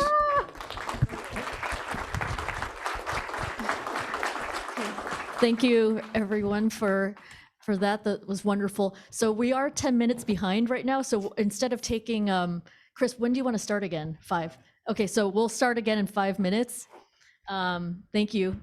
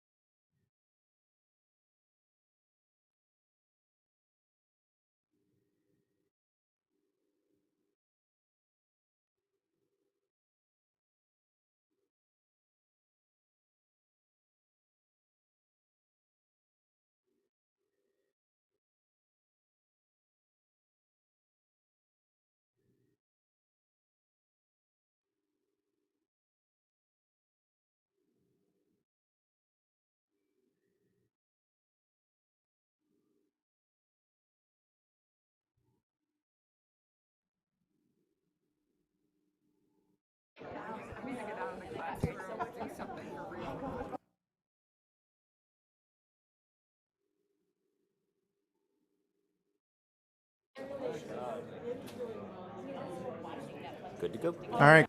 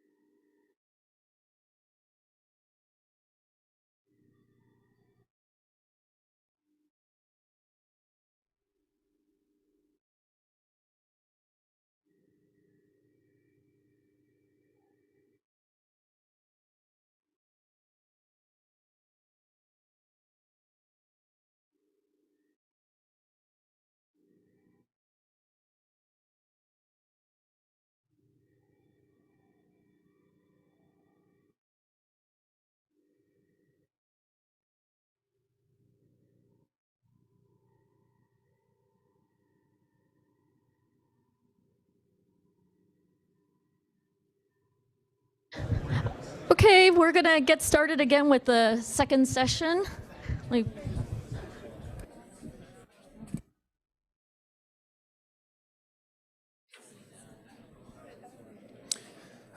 Okay, our first speaker is actually joining us virtually from Chicago. So welcome, Ayla. We're a couple of minutes behind, which is to be expected, but I think we'll catch up as part of this second panel, the first of two architecture panels. So Ayla, please, whenever you're ready, take it away. Thank you. Hi, everybody. How are you doing? I'm sorry, Chris and Joyce, I wasn't able to make it in person. I appreciate your patience and your accommodation for having me virtually. I know it was a hassle going back and forth and coordinating this. I'm very excited to be here with you guys, and I appreciate this opportunity. I miss Buffalo. I was so excited about coming and visiting Buffalo to see all the people that I worked with and students and alumni, and for going to Duff's and eating buffalo wings and drinking beer. Unfortunately, I wasn't able to make it, but I'm hoping that I can travel to see you all soon. I'm just gonna start sharing the presentation and let me know if you guys can see that, the screen. Okay. Let's do that. Let me just move some of the things to the side. And let's go. So my name is Ayla, and I'm originally from Syria. I arrived to the United States in 2009. I graduated from University of Buffalo with a master's degree in architecture in 2012. And as an international student, I know, UB is one of the major universities that accommodate international students in one of the favorite destinations for international students. Some of you might not know that, international students are not allowed to work more than 20 hours and they have to work in campus, on campus, and in the profession. So before graduating, I started working part-time I volunteered at UDP, the Urban Design Project. Professor Shibley and Bradshaw at the time, they took me in and they started teaching me all kinds of skills, and I worked with them on a lot of cool projects. And from that, they introduced me to Tom Ferlani, the director of the Center of Computational Research, where I acquired new skills, 3D modeling. A lot of exciting projects were happening at that time in Buffalo. UB 2020 was one of them. Buffalo Green Code was was happening, and all the cool plans for moving the medical campus to the downtown were like the dreams of 2020. And this is what I love the most about this country and about Buffalo, is that, you can dream and make it happen. And most of the stuff that I was working on, or I was teeny tiny part of, now they're there, they're built, the medical campus downtown, and it's heartwarming and it's inspiring. The work that was happening in that area in that period of time. Buffalo, most of the UB student at that time were, either participating one way or another, involved in community, organizing community workshops for the Green Code. And for me, as an international student, everything was super exciting and fascinating about everything about it, the process, how people work together and how plans are put on the paper and how things get built. I worked there at the Center of Computational Research, doing the virtual tours for the campuses, South Campus, North Campus, and the medical campus. And then I expressed to Tom, who was my boss at that time, that, I don't want to be only doing 3D modeling. I want to work in architecture. So he introduced me to Stu Haney, which was the CEO of Wendell at the time. And I started working there, and I acquired most of my architectural skills, and I learned what is it like to be an architect, and what does it take to move from the student mindset to the real life. I worked at Wendell for 5 or 6 years. And I just threw here some of the projects that I worked on. This project is Dashes on Hurtle. It's one of my favorite, like dearest to my heart, because I was from like the very beginning, just sketching a 3D model and just going through the approvals, public presentations, and client, working with the client on the design, all the way through construction and construction meetings. I learned, it was an intensive learning experience for me, and it changed the way I think and the way I conduct myself. And then some other things that I worked on or had I was part of was Elmwood Crossing, and some of the buildings you may or may not recognize that got built, and some of them are still in the process. And just seeing the dynamic between the neighborhoods of Buffalo and the developers and the architectural companies, how things come together through conversations, and the effort that is done to build something or accomplish something was fascinating. And it was a truly great experience that being exposed to all of that. And during that time, you, as an international student, you have a very tiny window of acquiring experience in the United States, which is called OPT, Optional Training Practice. And I had to find a way, because when my OPT ended, or the student visa, things went really bad back home. The revolution started in 2011, and refugees started flooding out of Syria. And I had to figure out a way to stay and to bring my family one way or another, to just bring them to safety. So I asked my boss, Don Gray, he passed away a couple years ago, what should I do? What can I do? So they sponsored my green card, and I became a permanent resident, and they sponsored me and my husband, and they brought us in, they took us in, like the UDP took me in and taught me. Also, Wendell just took me in and gave me the opportunity of working with them and becoming a permanent resident. Then after that, I moved to Pittsburgh, where I worked as a project architect at AE7. One of my favorite projects working there is Meydan One Mall, which is the largest mall, the Arab way of doing things, like the Middle Eastern Arab Gulf, tallest building, biggest mall. This is the biggest mall yet to be built, with the tallest ski slope in the desert. I was also on a team of working on the food court, food hall, which is a 4-story building. And I spoke the client language, so I was able to communicate, and I was able to be a vital part of that team, because even though I was in Pittsburgh, but I spoke the client's language, and I helped with presentations and worked with a great team of designers and architects as well.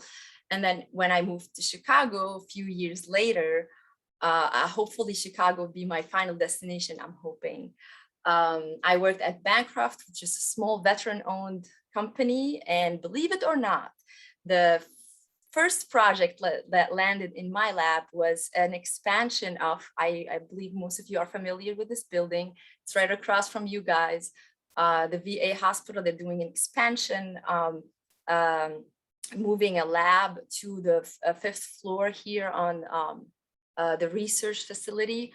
So, always coming back to Buffalo.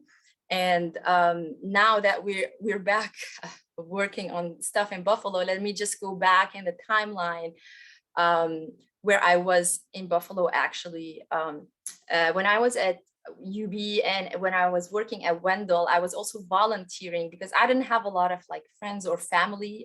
So I used to fill my Saturdays teaching, believe it or not. I could barely speak English at that time, teaching English to refugees from Burma and Cuba and Iraq.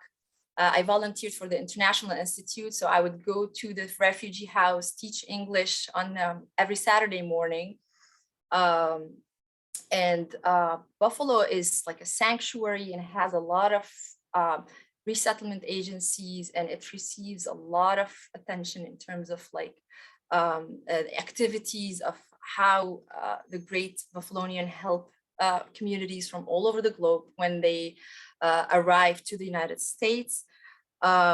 At that time, when I was teaching English, the civil war or the Syrian revolution that turned into a brutal civil war started.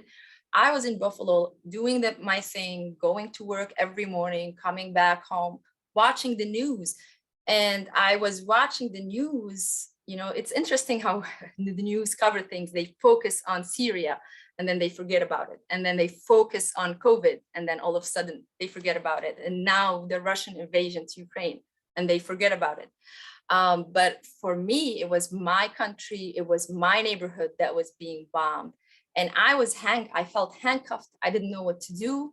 I was trying to just move on in my life and doing my thing. But in the back of my head, it was always the question of what can I do to help my people that are going through this. And one day I was watching the news in Buffalo, and I learned through the news, through the media, that the first Syrian refugee family, of course, half of the Syrian population got displaced during that time. 22 million, the total population, 11 million were displaced in Syria. And the first Syrian family have arrived to Buffalo airport. So I was like, yeah, I can just go introduce myself and help them and see what I can do, because being a foreigner, you know, with the English hurdles, you know, not knowing how to navigate the streets or opening a bank account, I went through that and I might be able to help. So I went with my Wendell business card and I wrote down my cell phone number and I gave it away to, at that time, it was 35 families that arrived and they were all gathering in one event. And before I know it, I was receiving phone calls and text messages on WhatsApp. Oh, how can I apply to a driver license? How can I apply for a school? I need a microwave, or my son is going to school and need a laptop. So all kind of small things that we all can do, but we take for granted. It was overwhelming for me to navigate a website when I first arrived to the United States. So I knew what is it like to arrive, and it's different to arrive as a refugee. It's much harder because I came here by choice. They were forced to leave their countries, and the process of coming to the United States is it's very, very hard. It's not like what you expect. They go through a severe vetting process. They live in refugee camps. And it's not like, okay, they crossed the border as some people think. So before I know it, I was receiving a lot of requests, and I used a social media platform to ask other Buffalonian at the time to help me, you know, my coworkers, my friends at UB and my professors, and I would post things, hey, someone need a laptop, a used laptop, can I get a used laptop? And then I would receive 10 brand new MacBooks, for example. Or someone needs a microwave. Does anyone have an old microwave that we can, have? And I would receive containers filled with kitchen equipment and home equipment. Syrians in the United States and Americans were watching the news and ready to act. They were ready to move and do something. So all I had to do is to request something, and I would get double or triple what I would ask for, but I had to organize it because now it's liability, and then there is like taxes, and I can't receive donations, and I had to rent storage rooms, etc. So I had to organize it. So I went to a lawyer and I told him, what can I do? He was like, okay, I'm going to volunteer my time and I'm going to create a non-for-profit so we can organize this effort. And then also I would go to a tax person, and I would tell him, like, how can I do that? And an accountant, and he would just also volunteer and provide the help. And we had to create a website. So my friend from back home, Samir, was like, okay, I'll do that. And we started creating this. And then all the people organically, they came together because there was an urgent need at that time to help the Syrian families in the United States and overseas. So we started the Build a Bridge Foundation, which is BAB. BAB is in Arabic, BAB is a door. So I figured, like, we're building bridges between the community and the Syrian people. We're creating this one-to-one connection, personal connection between people that are willing to help. And the goal was to help refugees becoming an active member of the community and becoming independent and informed.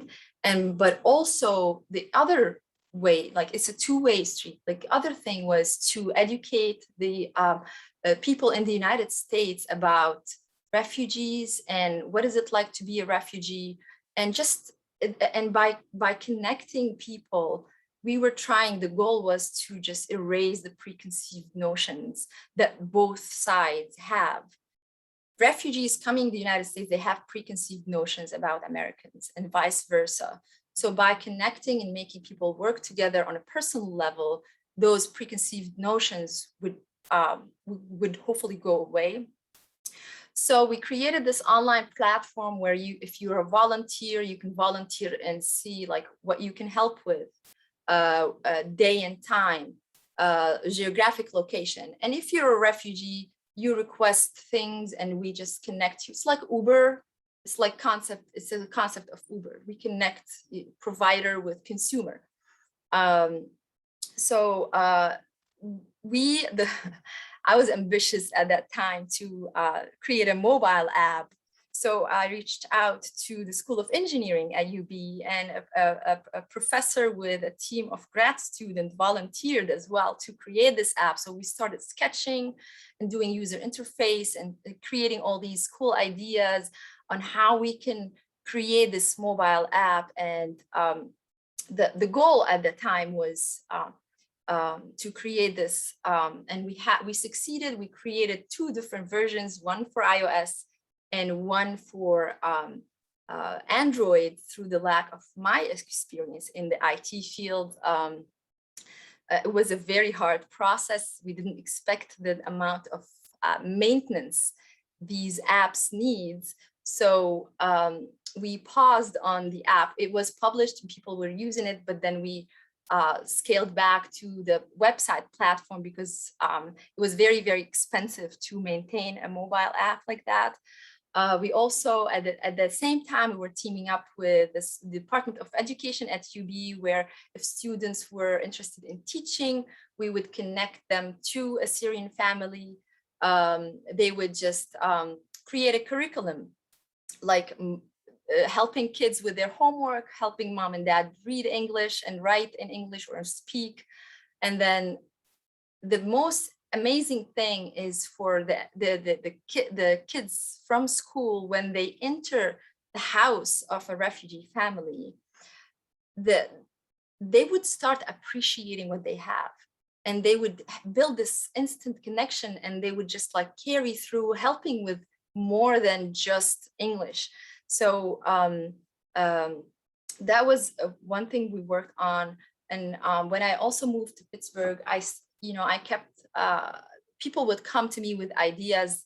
I would talk about the project and people would come to me with ideas and how we can help. So another fun activity that we did with Carnegie Mellon School of Architecture is we worked with a team of volunteers as well to create a winterization kit to help reduce the bills for refugees and underserved families. And students would create the box and find the funds to buy the things in it, and then help people learn how to use the kit over there. And then we continued working with the AIA chapter. We worked with architects to sketch ideas, and we did workshops with architects to see how can we welcome and create more welcoming public spaces for people from different cultures. And through that effort, I got invited to the conference, the AIA conference in Vegas in 2019. I saw Bob over there. It was very nice seeing him. It's unfortunate that I can't see people's faces in here. I can only see my face and the presentation, but hi, Bob. I don't know if he's still in the room. And after that, you know, people who we started to help. We started in Buffalo. We started helping them. They thrived. They started, you know, getting in college. They started opening smaller businesses. Kids that we gave laptops to now got admitted to like a pharmacy school and the School of Engineering. So it's seeing the effort, how it paid back and how it impacted people's life. It's overwhelming. And I'm forever thankful for University of Buffalo, because there I basically learned how to speak. Like I knew English, but my heart used to pound, and I used to memorize my presentations before the studio presentation, because my heart would pound so hard that I can't speak. I learned how to speak and express myself. I learned patience and hard work. And you know, we always, you know, through projects, you know, in the urban, the studios doing like work on Niagara Street, seeing how students can get involved in the community, identify problems and suggest solutions for these problems, and they work with people in neighborhoods, was an eye-opener. And I learned that nothing is impossible. It's just, if you just have to go there, look around and identify something that you're passionate about, and you can do the impact. And it was thanks to UB and for you know, Bradshaw, who taught me how to write. And like, it's funny that I got through all the emails when I was preparing to this presentation, all the harsh critique that I got writing academic papers and presentations. I'm forever thankful for all my professors and for people at UB and in Buffalo. They changed me, who I am. They made me a better person on both the professional and the personal level. And I hope that I can see you all soon. So let me stop sharing the screen here.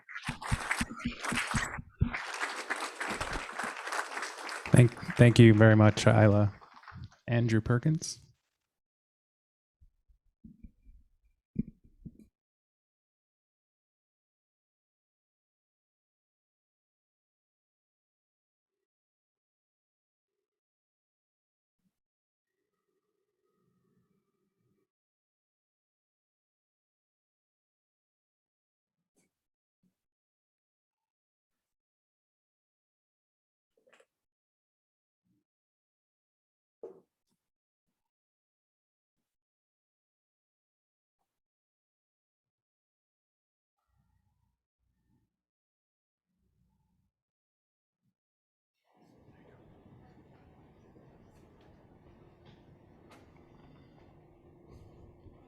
Afternoon, everyone.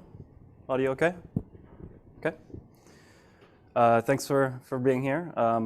Chris and Joyce, organizers here, or a couple of them, were on my thesis committee about a decade ago. That was a very interesting time in my life, which really radically changed how I looked at architecture, how I looked at the world. But UB really set me on a kind of erratic journey in making and experimenting and a little bit of hurting myself. If you haven't heard this question already, especially the young people, you definitely will, which is, where do you see yourself in 5 years? This person, oh, I'm forgetting to hit the right things. This is where I hurt myself. Where do you see yourself in 5 years? So this person obviously does not have an answer for that question.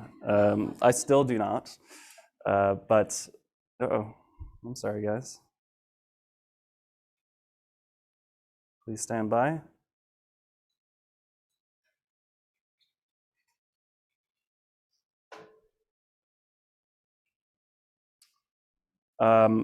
But it's been a kind of a colorful decade. It's not always been glamorous.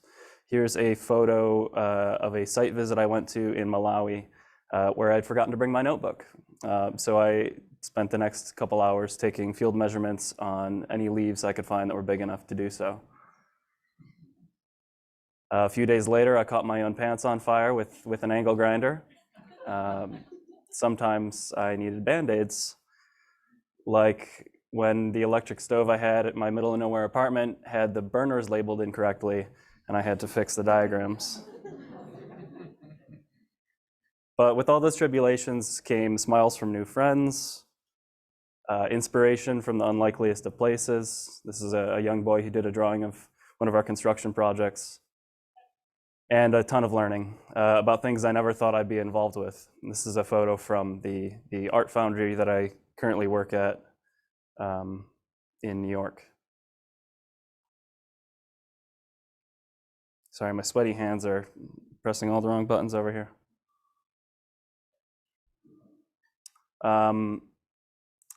So to back up a little bit, I'll share a few of the stopovers between 10 years ago and now, starting with Flint Public Art Project. Straight out of school, I took a job with a nonprofit arts organization in Flint, Michigan. This was before the water crisis took national spotlight, but Flint had already had its share of problems. It's not a city unlike Buffalo, a post-industrial city with some economic struggles, a lot of abandoned buildings, vacant lots, the general things you guys are familiar with if you've walked around certain parts of town. Our small, scrappy, underpaid team set out on quite a few projects here, and the concept was pretty simple.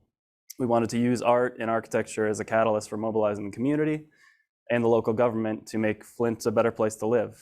So we held festivals and forums, dance competitions and parades, very, very strange theatrical performances, and architectural interventions to stir up new ideas about how to reshape a city that's future was uncertain.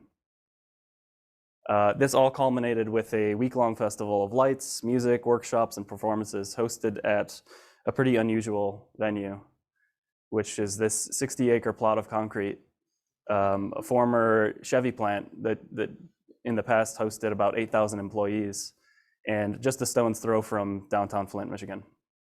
So the aim was to call attention to this space and amplify the conversations around it and its remediation. Activism and advocacy is always a really difficult thing to measure. Add art in there, it's even more muddy.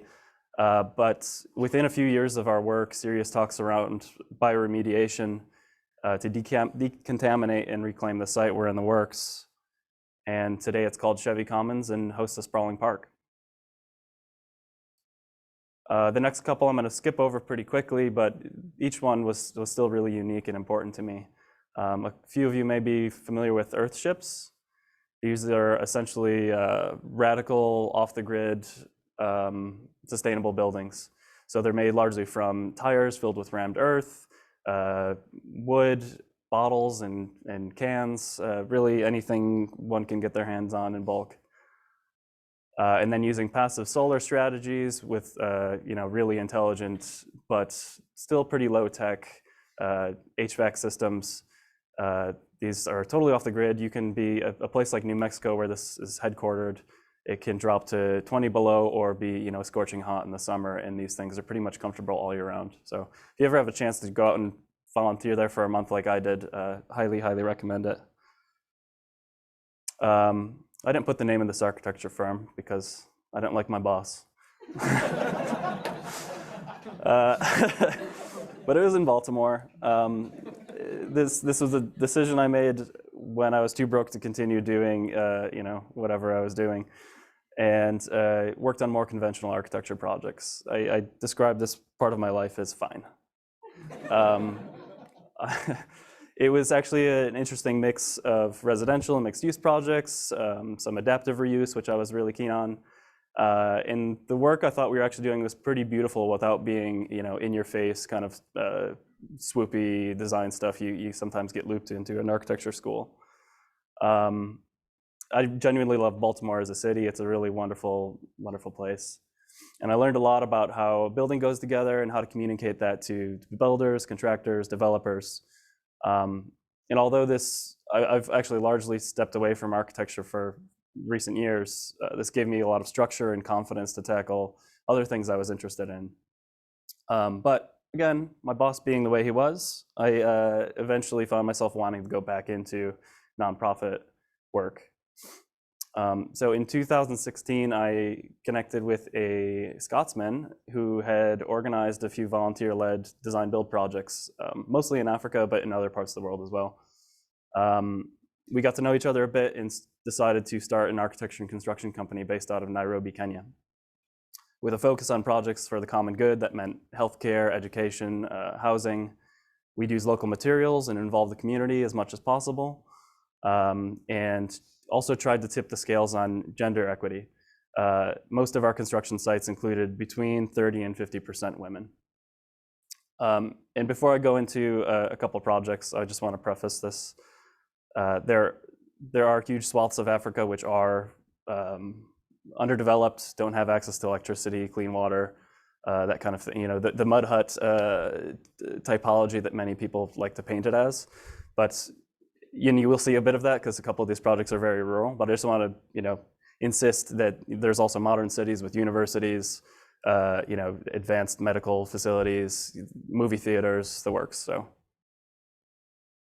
I think there's an escape room in Nairobi, if that's a good indicator. So this first project was in Shiala, part of Zambia, a small town. An NGO had hired us they'd raised money and hired us to fix a rural school. There were 6 classrooms, so it was not particularly huge. And of those 3, one was never finished at all. It had no roof. This was the result, a lot of destruction of the walls, the floors, etc. And the second half was in better shape, usable, but there was no glass left in the windows. The concrete floor was deteriorated. Termites were hard at work on the wooden roof trusses, as you see here. And the foundations were also pretty minimally sized and inadequate. So as we began the design work, which we'd already agreed to a budget to, the concept really began from that simple goal: is keep costs down as much as possible so that we can actually make this thing happen.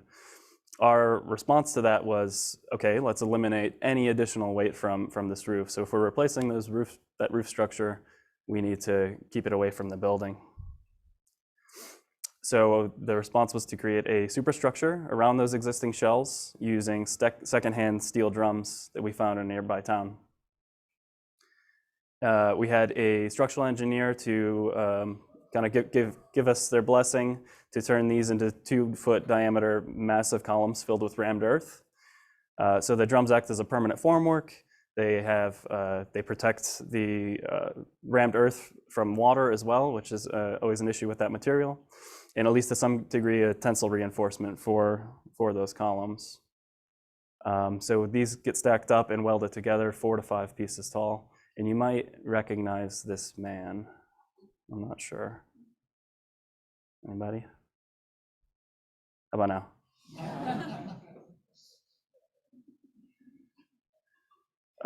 Sorry. You can see a little bit better here. This column grid that we put around the building kind of interweaves with the natural separations of the school block. So it's kind of outside of it on concrete pad footings to, again, alleviate that extra weight, but also ties in at strategic points to give basically shear resistance to the post and beam structure. And then the top 18 inches or so of these are filled with concrete and receive these vertical posts to receive the floating roof structure. We again went with steel here, wary of the termite presence in the area, and fabricated everything on site. Flat surfaces are pretty hard to come by sometimes, so these blocks you see are all just a kind of ad hoc way to make these massive things on level ground. And there's something in the background here. Does anyone know what this is? It's not Mario. So this is actually a homemade welding machine. This holds basically the whole building together. It doesn't look like much, but it was actually very, very effective. I used it myself. There's always a way to get something done.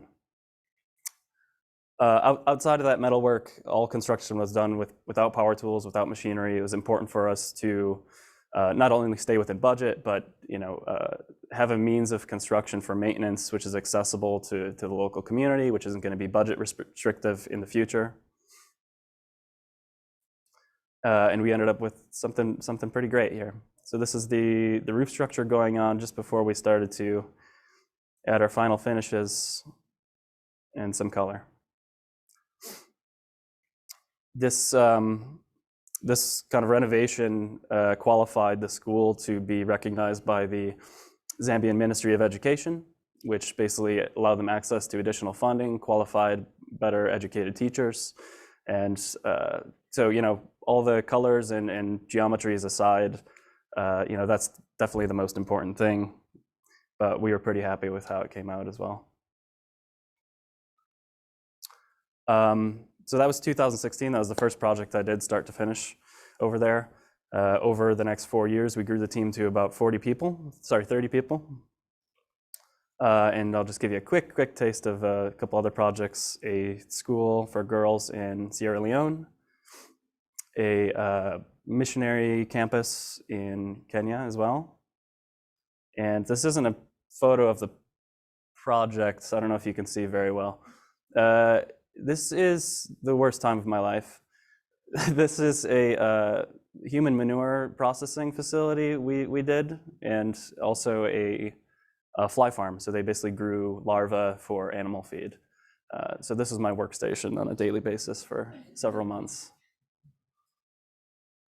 And finally, a big jump back to New York just a little over 2 years ago to a company called UAP. UAP, excuse me, is an art foundry. We cast large scale or sometimes small scale metallic structures or sculptures. Here you see a wax pattern, as it's called, being prepped for gating. Those are those red tubes that basically become channels for the molten metal to enter and become that final form. Here's that same thing being dipped. It basically gets coated in thin layers of ceramic material that becomes the shell. So once this is ready, it goes into a giant oven. All of that wax gets melted out the bottom, and you're left with that cavity for the casting. And once those castings are out, they get welded together, kind of patched back up and blended. And here our guy Chris is applying a black patina to this bronze casting. I'll show you one or two more. This is actually a sand mold compared to a wax one used for larger castings. You don't capture as much detail there, but it's appropriate for certain situations, a little bit cheaper. This is an artist called Sanford Biggers. This was up in front of Rockefeller Center last summer for a few months. And then this is my personal favorite. Kehinde Wiley is usually a painter. He painted the Obama's portraits back in the day.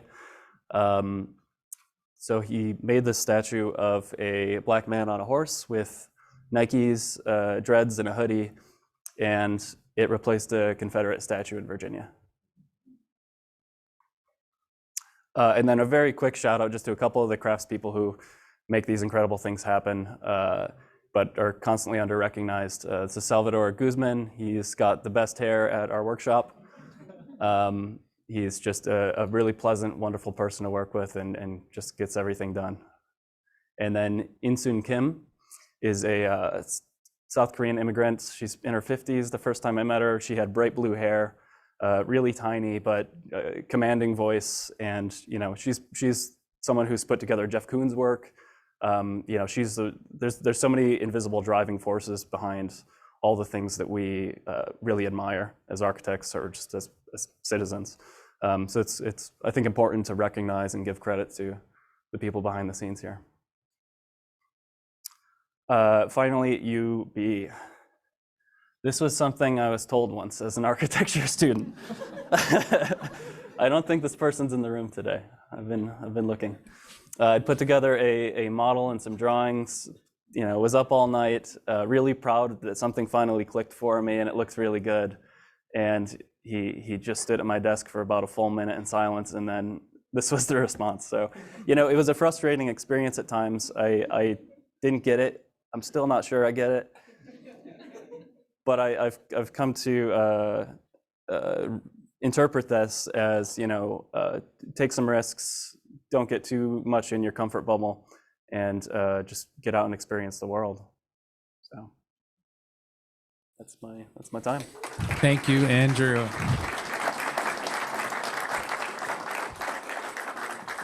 You're going to have to tell me who said that later. And next up is David Heaton.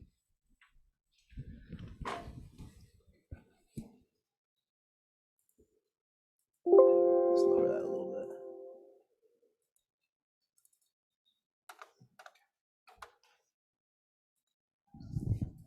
Can everyone hear me? All right. So I'm not doing that. I've learned a lot of skills since school, just saying. So yeah, I should use this thing. My name is Dave Heaton. I graduated undergrad 2014 and then MArch and MS in Media Architecture in 2017. And so this is a little bit of my career trajectory since graduating. And it kind of takes all sorts of pivots and turns and always doing way too much. So I called it inside, outside, in between. So after graduating, I spent, I don't know, a couple of months of a total existential crisis, not knowing where I'm going to go, and then landed a job at Studio Libeskind. And when I got there, it was started as an intern, then designer, and now associate. And I did a little bit of everything. I worked, you know, model making, all sorts of scales of project, from literally jewelry to sculpture to housing to master plans. And but very quickly, I sort of found myself in some niche roles of doing like scripting, and then also I do now like maybe 90% of the firm's visuals and arc viz. And so rather than kind of show a bunch of different projects, I thought I'd show an animation reel I made for the office a little while back, and just, you know, kind of bring some of the flair and stuff that I do in my work. I don't know, enjoy.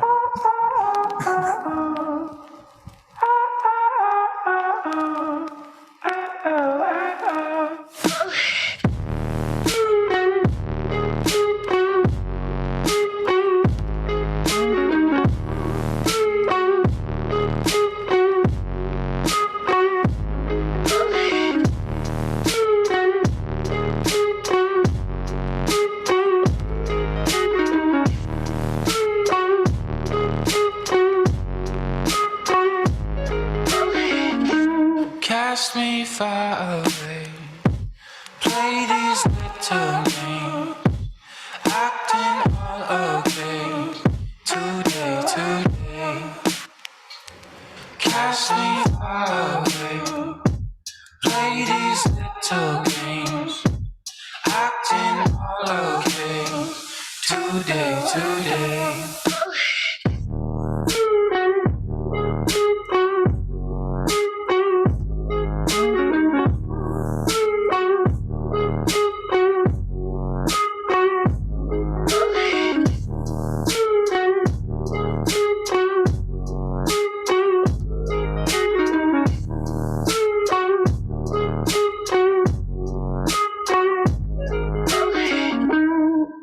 So besides making like way too much eye candy, I also have kind of also focused on some of the smaller scale projects our firm does.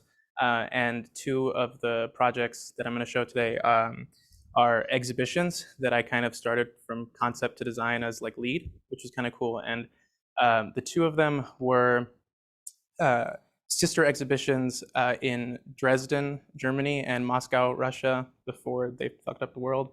And So it was actually about like these 18th century romanticist painters and artists, and 2 from Germany and 2 from Russia, and like there's sort of like similarities and some other art stuff around that. And so the idea that Daniel had was like these 2 spiraling, these 2 spirals that kind of connected both artists in Germany and Russia, and kind of all the in-between things. And so the first exhibition was one that I did in Moscow, and we built these sort of spiraled walls that kind of house the different sort of spaces and themes for each section, with that sort of cross that you saw earlier connecting quite literally Russia and Germany in this sort of kind of mix of the 2 spaces. And what was really fun about this project was it's not a building, so it finished in less than a year, which was nice. And it was just a cool experience to kind of bring something from thought to realization in a pretty quick time. And also it was always a lot of fun to work in a very collaborative environment, kind of across borders. We were on Zoom with multiple people from different countries all the time. Because both of these projects, I have to say, well, the first one was started before COVID, but then both of them were completed entirely during COVID, which was kind of nice. So this is kind of more, and it's also like a very non-traditional exhibition in a way, which I guess is kind of what the office does a lot. But it played with light and color and spaces in just really interesting ways. And then we also kind of had the sister exhibition with the same sort of artworks, but in a completely different venue in Dresden, Germany. And so the same idea of kind of connecting the 2, but this time instead of like 2 spirals that were crashing into each other, it was kind of 2 that were kind of unraveling, but was still this kind of cut through space that was treated differently in this new venue. And the title of the exhibition in both places, but one in Russian, one in German, was Traum von Freiheit, which means dreams of freedom. And I think it's kind of even more poignant today, especially given the world circumstances. But yeah, it was same kind of original concept, but just completely different in how it was executed in a different country and a different space. And so it kind of led to some really nice different types of spaces and different way of representing the same art and kind of curating everything together. Because we worked, like this entire thing is also in Rhino with all pieces of art hanging up and all of the, anyone that's done sort of exhibitions knows it's kind of a ridiculous amount of detail. And I know way too much about 18th century art now in the Romanticist period. So kind of fancy at dinner parties. And here, we have like that, instead of a walkthrough cut that goes through the exhibitions, it's these sort of like thin red slits that you kind of see, people walking by, or glimpses of things that kind of tie together the different thematic sections of the exhibition, and it just kind of looks cool. So yeah, and so that's work, I guess. So inside, so to speak, and outside of the firm, I was doing a ridiculous amount of competitions, like some idiot, aspirational, like young designer. I thought, well, now that I have a full-time job, I should probably just work more. And so I did a huge amount of competitions, some alone and others working with friends and colleagues. And actually one of them that I'll talk about today was a pavilion that we kind of got shortlisted for, or I guess we actually got shortlisted for, in Seoul, Korea. And we actually were able to build it, which was pretty cool. And so this was kind of bringing in a lot of the fabrication stuff that I did at UB with Chris and Nick, and kind of putting it to play in pseudo real life outside of the firm. Took vacation days, unpaid days, but it was a lot of fun. And part of that was I don't speak Korean. It's maybe a little obvious, but we had to make sure that all of our fabrication drawings and everything for when we landed over there were good to go and transcended like language barriers, and were so crystal clear, because you can't explain everything. Now the partner I did it with, he is actually from Seoul, so he could speak Korean, but we had 5 days after we landed to get everything fabricated and built before like presenting it. And in that time, we found ourselves in the most ridiculous places in like this industrial sector in Seoul. I mean, just like these unreal spaces of people fabricating, like, you know, they're very specific things like, I'm a metal bender. And then another person's like, I drill holes. And another person's like, I only cut circles. You know, and so you got to go to each different person to like, you know, find a metal bender that, you know, made circles. I don't know. So this was kind of a really awesome learning experience. And I don't think I've ever been more exhausted in my life.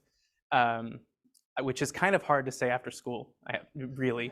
And so this is us kind of literally doing everything. We were able to get, you know, some pieces of water jet. We cut a lot ourselves. One of the people we were working with to get, you know, these bars made, we just went into his workshop and started drilling ourselves to speed up the process. And then we built it. And it was kind of a pretty cool experience. And it turned out okay, considering the budget. And it's kind of like these hanging, you know, fabric panels to create the shape because apparently wood was too expensive. But you know, cool pictures, and then it played with light, and it was a fun experience. And let's see. After this, I got back to New York, and like an idiot, tried to do another competition, and then hit like a complete like burnout. And I think this is something that a lot of people have experienced, will experience, you know, and something that's important to talk about in architecture today, especially given circumstances of the last like week or so. But it's real. And so, you know, what I should have done was probably go to like some nice yoga retreat and really get in touch with myself and mental health and whatnot. But what I did was I started another project. But this time in a little different vein. If no one has told you this secret, we don't make a lot of money. It's no one really told me, and so this next project was you know, applying design skills, but at a product thing. You know, as architects, we are terrible sort of at making money. I mean, we're actually like really bad at, because every project you do is supposed to be unique and groundbreaking and you know, world shattering, and then you start a new project and you start completely again. And so it's an extremely time and labor sensitive you know, profession. But at the same time, we have all of these crazy skills in all of these different facets of what we do that can be applied to other things. And so at first, this business that I started in like 2019, and then after I took a little bit of break, I sort of dove really into it. Again, was a kind of, at first it was kind of a branding exercise and just, you know, graphics and brand making. And so these other things that weren't architecture necessarily, but we all do. I mean, like everyone in this room can put together a good graphic presentation in their sleep, you know, maybe better than most graphic designers. And it started evolved with that, but then over time, the business sort of grew quite a bit and started doing design work for other companies, sort of like white labeling things, embossing things. You know, anyone that's been in the laser lab and has made like their friends some like trinkets or something like that, think this on like just a little bit bigger scale. But then revisiting it as another sort of scale of design.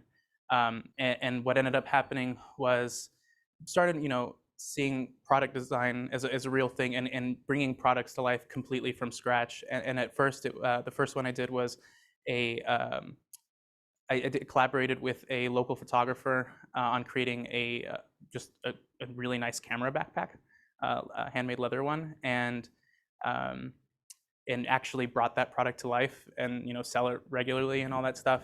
And like I said, part of the reason I wanted to bring this aspect of it out is that as architects, you know, we're like master problem solvers, and you know, we might not really be great at selling stuff, but actually we are. I mean, everyone here presents, you know, and you make presentations, and your job is quite literally to convince people of something, and that something can be a building, that something can be, you know, an art project or whatever, but at the same time, you can also apply those skills at a different scale, like product or jewelry or whatever, and things that are a little bit more sustainable in terms of generating revenue that's not just, you know, slaving away constantly.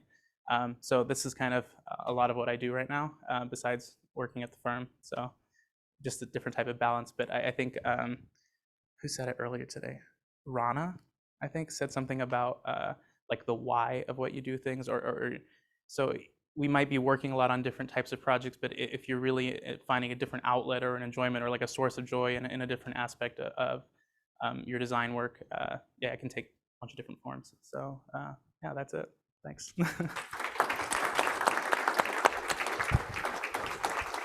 Thank you, Dave. And last for this session, Brandon Stone.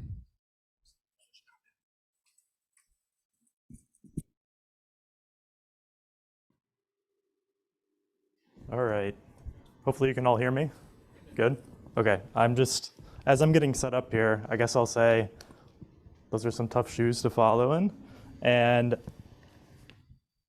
some of these people are probably getting important emails regarding public policy, and I'm getting emails asking why King Kong's arms are not moving properly in the animation that I'm creating. So yeah, this might be a little different, but my name is Brandon Stone. Graduated here in the MArch program in 2017.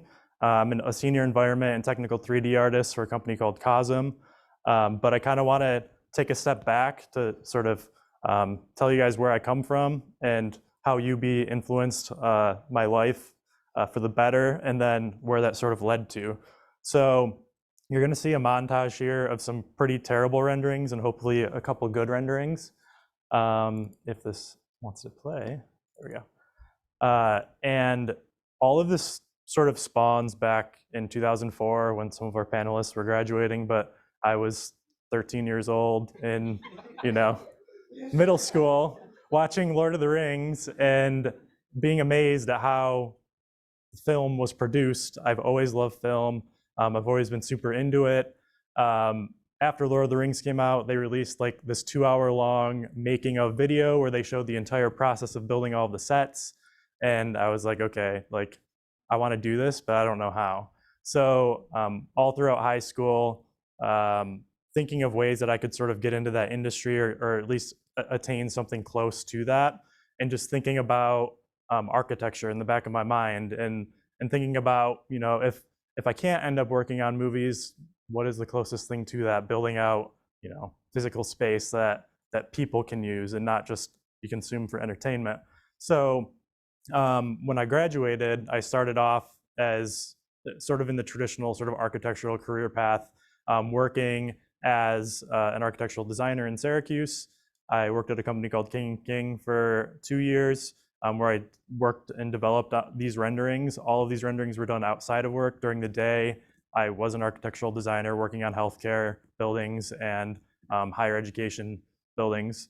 And then when I would go home at night, teach myself everything. So in the beginning, there was a lot of trial and error, a lot of terrible renderings. But coming from architecture, you develop that critical eye.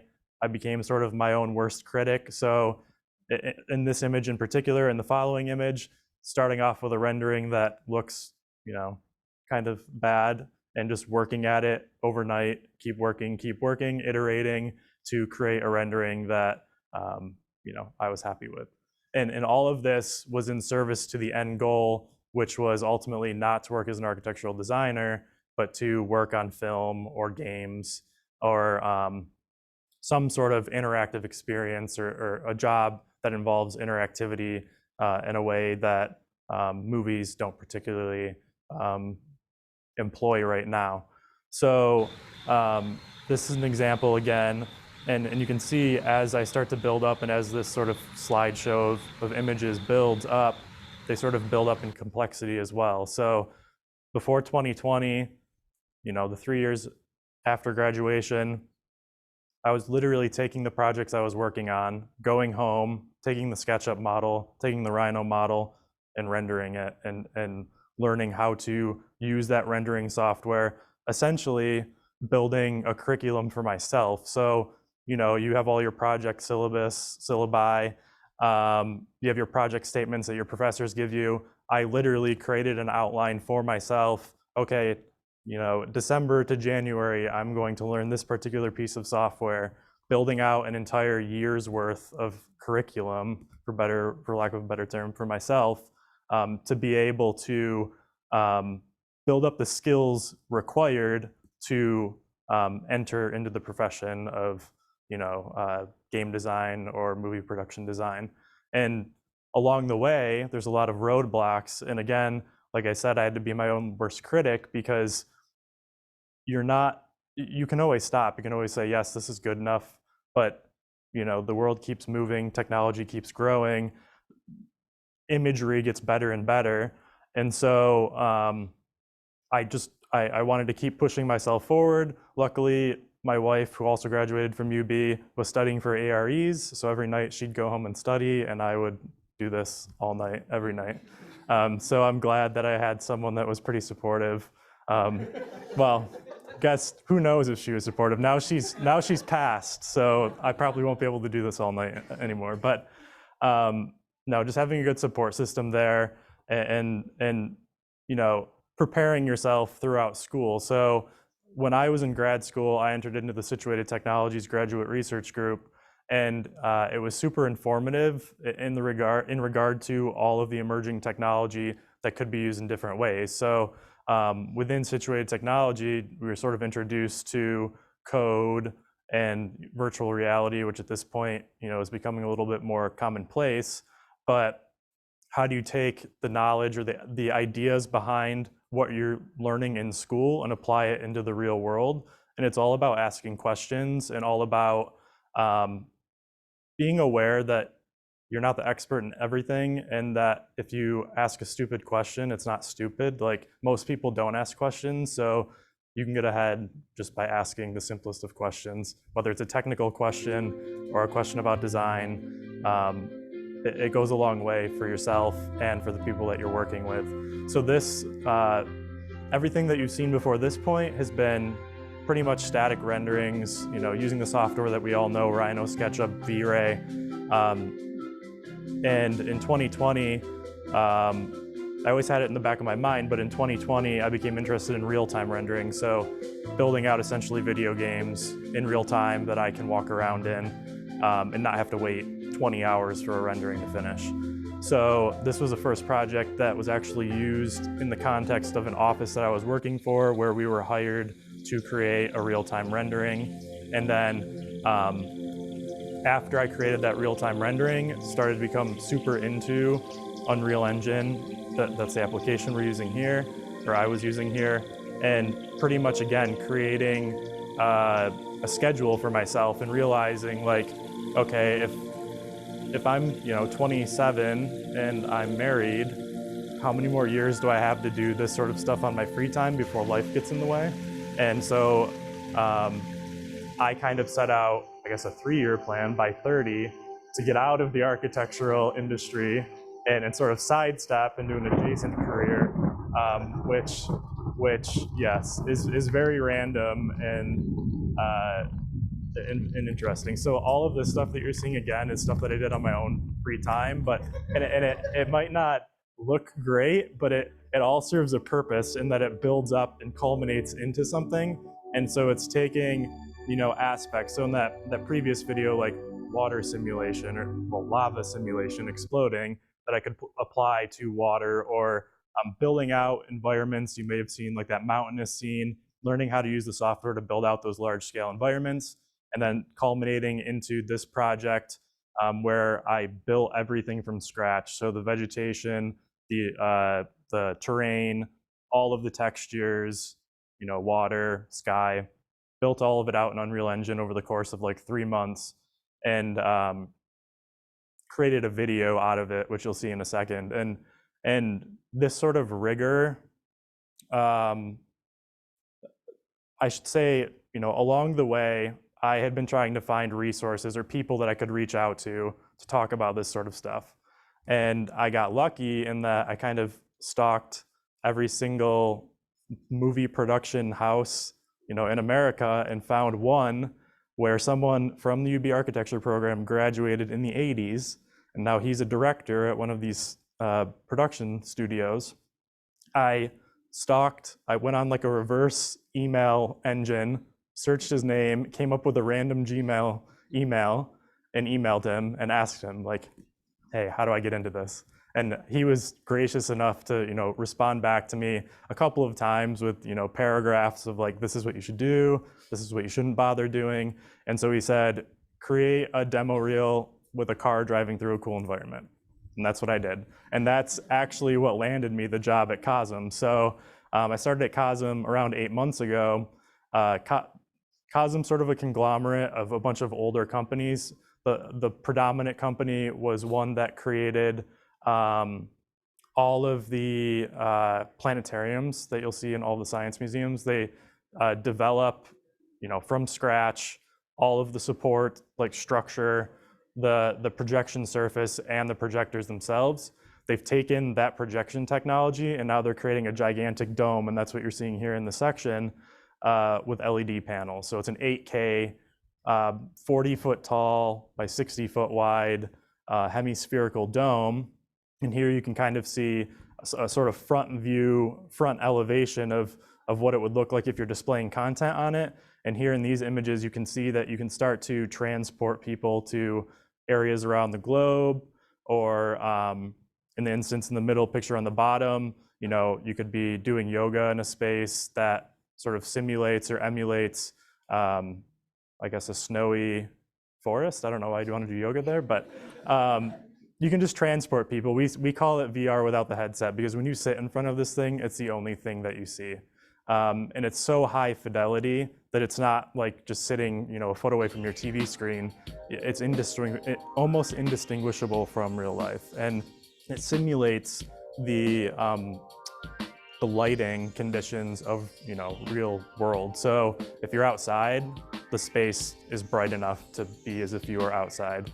And so this is a demo reel showing what the space actually looks like that I produced in Unreal Engine using Rhino to create the 3D geometry, and then applying the materials and doing the cinematic and all of that sort of stuff directly within Unreal Engine.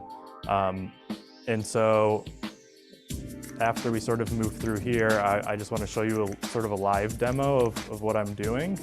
And I'll cut this video a little short after it starts moving into the dome space, but I just want to give you all a sense of the scale of this thing. So here we're on the first level, and moving up, the camera will pan up to sort of look back at the mezzanine level.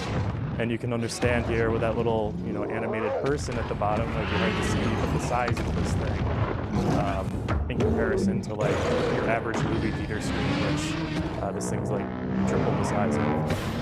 So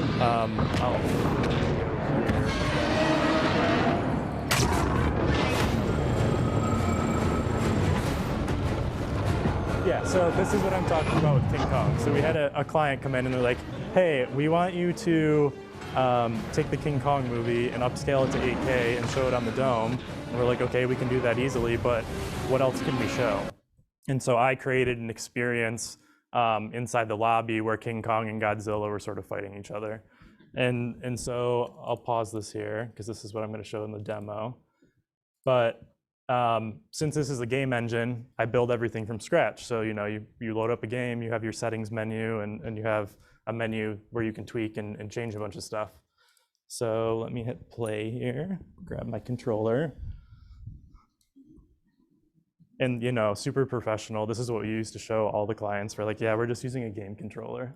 Most of them don't understand, but once they see it in the space, they understand. So here, this is what we call virtual production. So if any of you have seen The Mandalorian, a lot of the movies that were traditionally shot on green screen are now shot in front of screens like this, where you can actually show the image behind the actor as they're being filmed, so you don't need to go in after the fact and eliminate the green screen and comp in whatever you want behind the actor. So we can do that in this particular facility. And then also my responsibility is to create interactive experiences from the ground up. So in this case, we were presenting to Disney and we wanted to show them an example of what a Tron environment would look like within the space. And in this particular instance, it would have been sort of a single player experience, but we could scale this thing up, and my job is to think of ways where not only one person could play, but as there are hundreds or thousands of people within the space, how all of the people inhabiting the space can sort of interact with each other and interact with the screen. So here I can walk upstairs and go to the second level, and this is an example of, okay, how if we're showing an NFL game on the dome and you're sitting in the space and it feels like you're on the 50-yard line, you look to the left, there's one end zone, look to the right, there's the other, you can watch the action, move back and forth as if you're there at the game without being there. So what do you do during halftime? What do you do during commercial breaks when there's nothing to do? You can create interactive experiences where people can pull up their phone, spawn in one of these little balls, and they can move down the track. And whoever wins at the end wins a free drink, or free food, or a ticket back, or something that will get them to come back and enjoy another experience. So this is the second project I was sort of working on. And the third project here, this might look a little familiar to you if you're a fan of sci-fi, but the idea here too is like, how do you create a sense of depth within the screen and create a sense of interactivity? So you can see in the bottom, there's these 3 little androids running, but imagine if you were standing in front of the screen and you're essentially running on this giant hamster wheel, and you have motion trackers. So when you jump, your character jumps on the screen.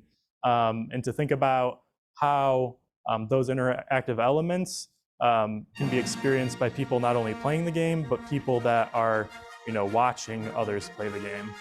And then this example here, this was super early on. This was my first project, creating an environment, essentially taking movies, Empire Strikes Back, and creating a 3D environment around it. So thinking of a new way to experience cinema or a story.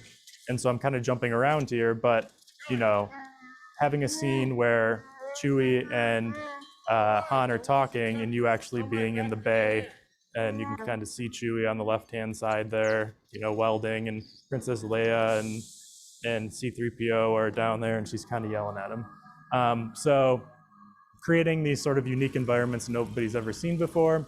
And then again, Stranger Things presenting to Netflix, creating an overall sort of expansive environment. So what you're seeing here on the screen is what you'd see in real life. It's the only thing you see as you're standing in front of this. And yeah, so I sort of attribute all of this back to UB. Everything that you learn in school, I've applied here. Like, just take it a step further. All of the concepts, all of the design ideas, it's all taken from concepts learned in school. So I guess my advice would be absorb everything. Something might not seem relevant now, but in 4 years, it might be super relevant. And yeah, never stop asking questions. So thank you. Thank you, Brandon. Can the 4 panelists please join us at the front of the room? So we're a little behind schedule, as often is the case with these kinds of events. So we'll have just time for 1 or 2 questions, and then we'll have to start up with the third panel led by Joyce. I only have a comment while people think about it. I have a lot of night school to go to. I got to buy a bag. I've got all kinds of projects that came out of this panel. So thank you to the 4 of you for expanding the scope of what I thought we would discuss today. But any students, staff, faculty in the room would like to, yes. Hi, just want to start off by saying thank you guys. That was a really informative and really entertaining presentations. It seemed that all 4 of you, either throughout the majority of your career or for at least certain points, veered away from traditional architecture. So I was just wondering if you guys could talk a little bit about like how that went with like risk of not following the traditional path and having to probably learn a lot on your own outside of what we learned here at UB, and just talk about like the transition of taking that leap into something new.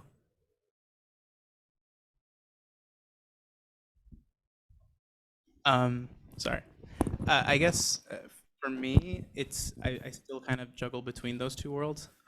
So I still work full time along with my other things, but kind of a lot of kind of what Brandon said is learning a lot on your own, and so that having so that when you do decide to take that leap, it's not really much of a leap, but more of just a small step, because you've built those skills out while working, or even applying some of those things into your like professional work, or your total free time, and just skill building in kind of whatever you're interested in. So YouTube, in all honesty, I've learned so much. And it's like Brandon said, just don't stop asking questions. Always have that sort of inquisitive mind that you do when you're in school, because in a way, pretty much anything we do is it's somehow design related or problem solving related, right? And you can do it. So like Nike symbol, just do it. Yeah, I guess I'll add to that. So it was, like Dave said, a lot of YouTube videos. Like there's, nowadays online, there's information about everything. So you just have to parse through that and understand, some of it might not be relevant, but do the best you can to parse through it and understand what might be relevant to you and what isn't.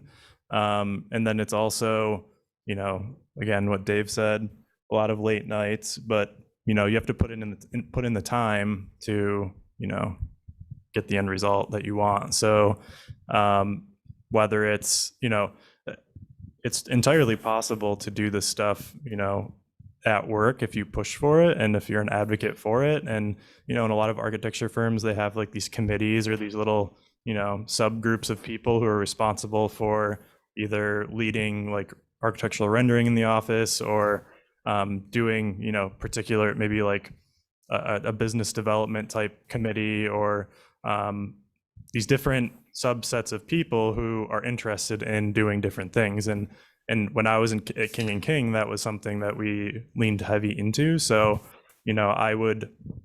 I created the visualization committee where I was responsible for bringing these new ideas and these new technologies to the office, going out to like conventions and really absorbing all of the information that I would take from those and bringing them back and presenting them to the office to sort of open up their mind to things. And then ultimately, if they're not open to it, realizing that, if that's something you're interested in, maybe it's not the right fit for you and you need to move on and go somewhere else. But I think, it's a meandering path, and whatever you're interested in is going to change your path and what comes along, how the world evolves. My journey really stemmed from architecture because I was interested in construction, and by understanding construction, I can become a better architect. And it's just been a kind of really gradual process from there. So, I don't think there's any formula to it, but I guess just, be curious, follow your heart, and all that gushy stuff. I don't know if can you guys hear me? Yes, I wanted to avoid like follow your heart or, follow your passion thing. I guess a more cliche thing is architecture just happened to you. It's like life, and you don't always have control over things that happens. And once you find yourself in the corporate America environment, where you're kind of like have some sort of like a very tight leash, you're bound to financial and creativity wise. If you're curious enough and if you look around, you won't be able to stay, I guess, where you have to be in the corporate that you're working with. So it's just both just looking around and just having the passion to do it, or identifying the needs, and it just happens to you if you are looking around, and if you're trying, or if you really want to do something, you just have to look around and just do it.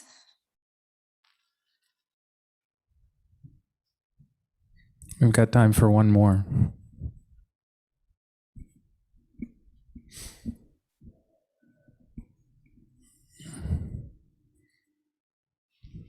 Joy, I got it. There's one in the back.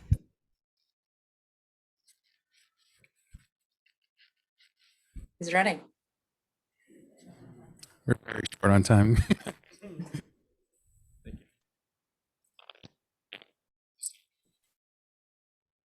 Hello. My name is Dick Jameson. I'm a sophomore in the architecture student video, and I was just wondering, when you guys are kind of going through ideas and you're stuck in one place, how do you kind of get past that kind of mindset that you're in, and how do you like develop some of these ideas and niches that you guys have been doing? Thinking about it.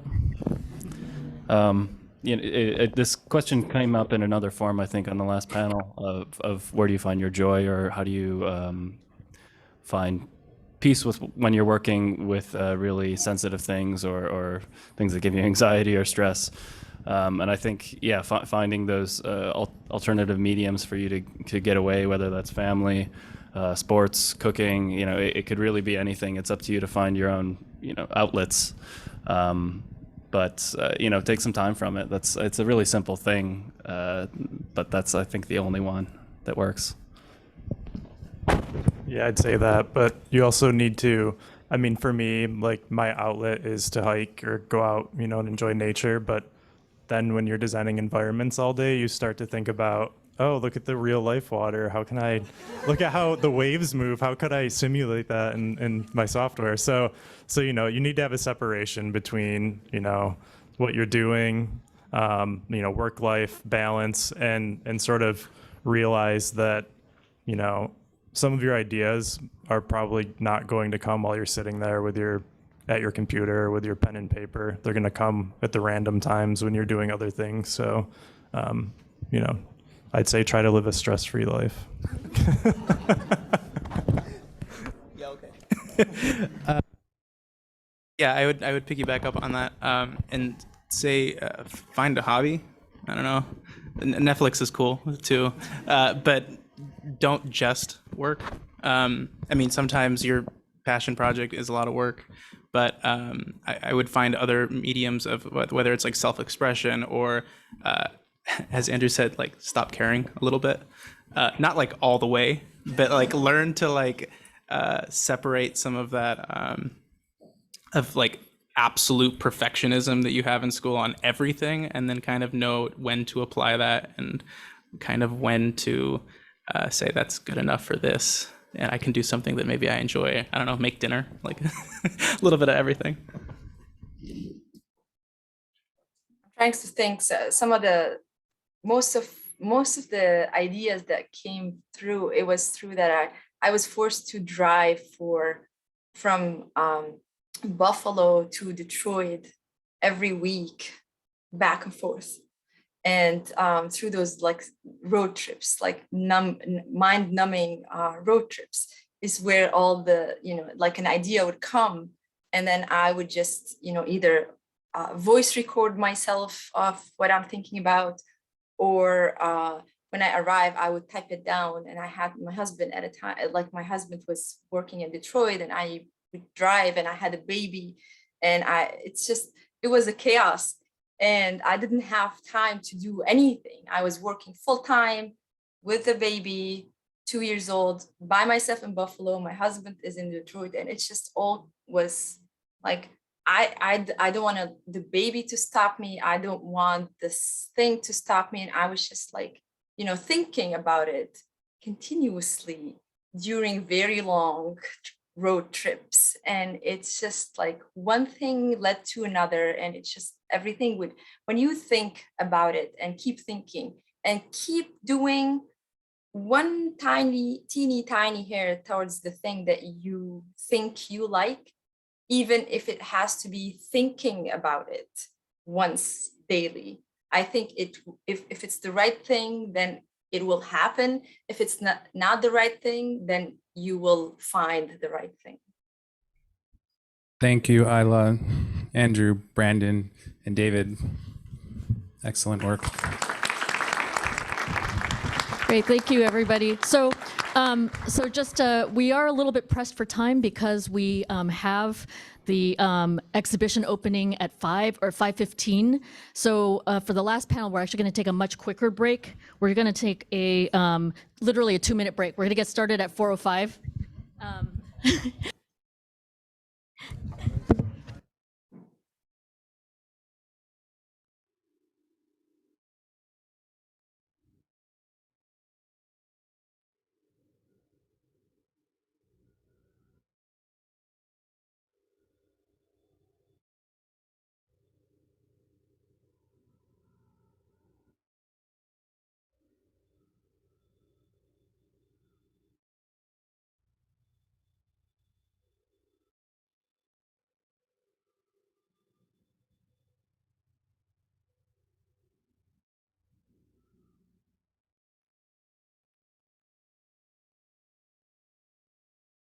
Green will pop on.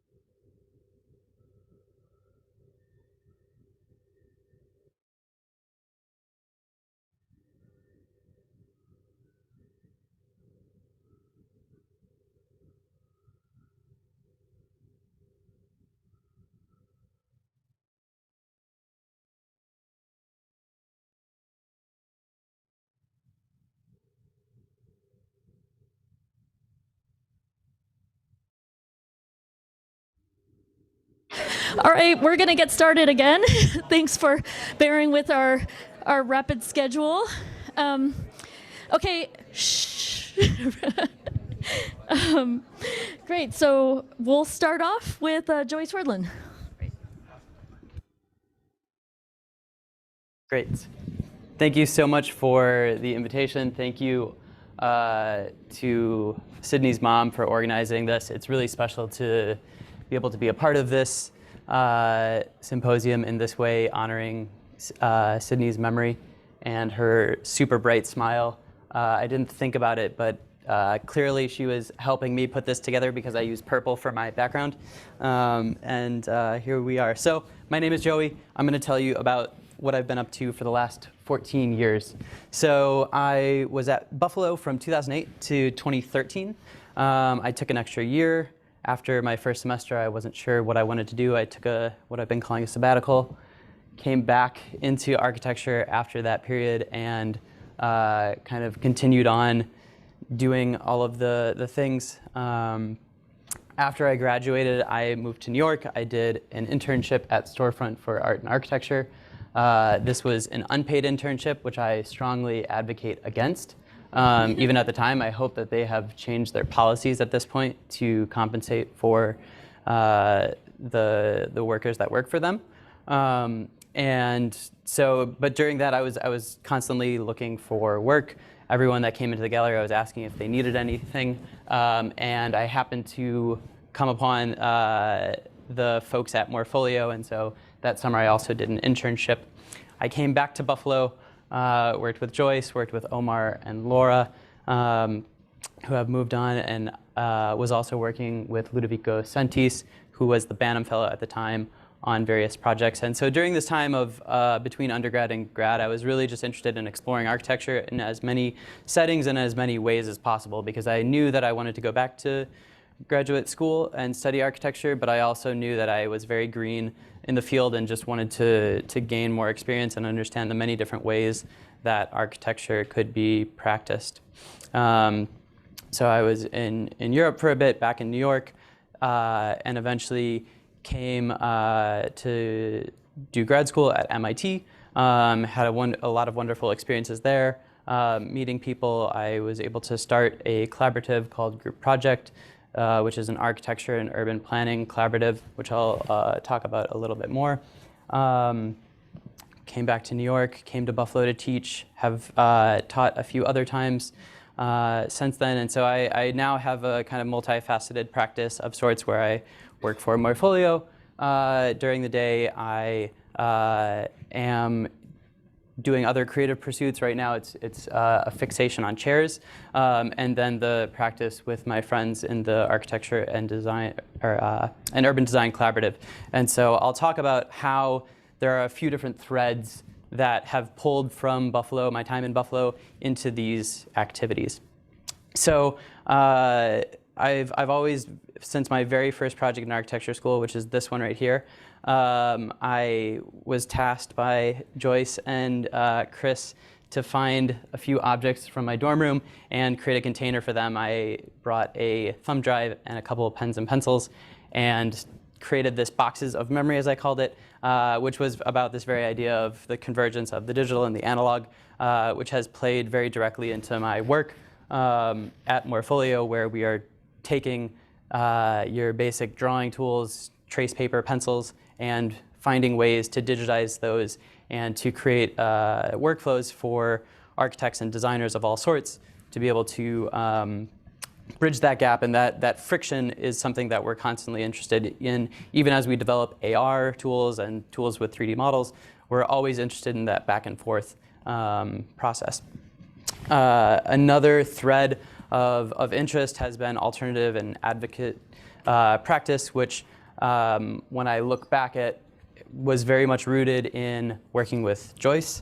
As you can tell, Joyce has been an incredible mentor to me throughout my time both at Buffalo, but also since then, and working on this symposium, Beyond Patronage, which questioned what the role of the architect was, but also was very much forefronting women in architecture. And so this type of focus and dedication to advocacy within architecture has been something that I've pursued as well in my own practice with group project. And so our primary project has been with an organization in North Carolina called Growing Change. They are working to flip a decommissioned prison into an agricultural youth-led community center. And we have been helping them create vision and create opportunities for fundraising for their project. So this intersects with environmental justice, environmental racism, and the prison system and different ways of working towards abolition in various ways has been central towards this work.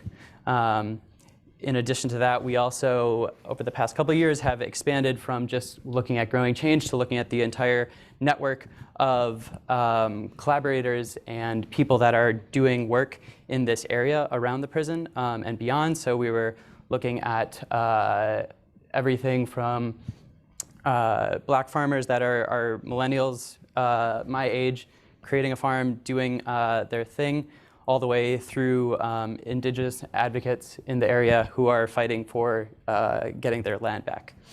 Another thread of work that has been of interest is chairs and kind of an obsession that started again during my time at Buffalo that kind of is making its way back through my work again. I'm also very interested in cubes. I think they are the best geometry in the world, and I will happily debate that with you. And so this interest kind of stems into a lot of different things. Kind of commentary is at the core of it as well. The chair is a very expressive piece and can also speak to many different aspects that are architecturally related, but in a more compact and a more fit in a time scale that is more accessible than buildings too. Another kind of interest within this chair is the idea of serialization. And at my time at Buffalo, my sister is here. She was working at the Albright Knox at the time when the Sol LeWitt wall drawing was being created. And so there was a fascination with his work, which led into my thesis work that, again, was with Nick and Joyce, who has popped up. So since in the past couple of years, I've been kind of obsessively drawing these chairs in various fashion. And now I'm starting to create them and to realize them in different material formulations. So the last thing, of course, is personal timelines, which is something that also began in my time in Buffalo about 10 years ago at a Pechakucha event during Atelier Week. I presented on the all of the hours that I recorded during studio. So I recorded every hour that I spent in studio and shared some notes on that experience. I then went on to help with Joyce creating this timeline for 2 composers and their kind of interconnected life and collaborations over the years. And today I'm still trying to untangle and figure out these things through this kind of self-reflective process of timeline making and analysis and self-reflection. So that's what I have been up to. Thank you very much.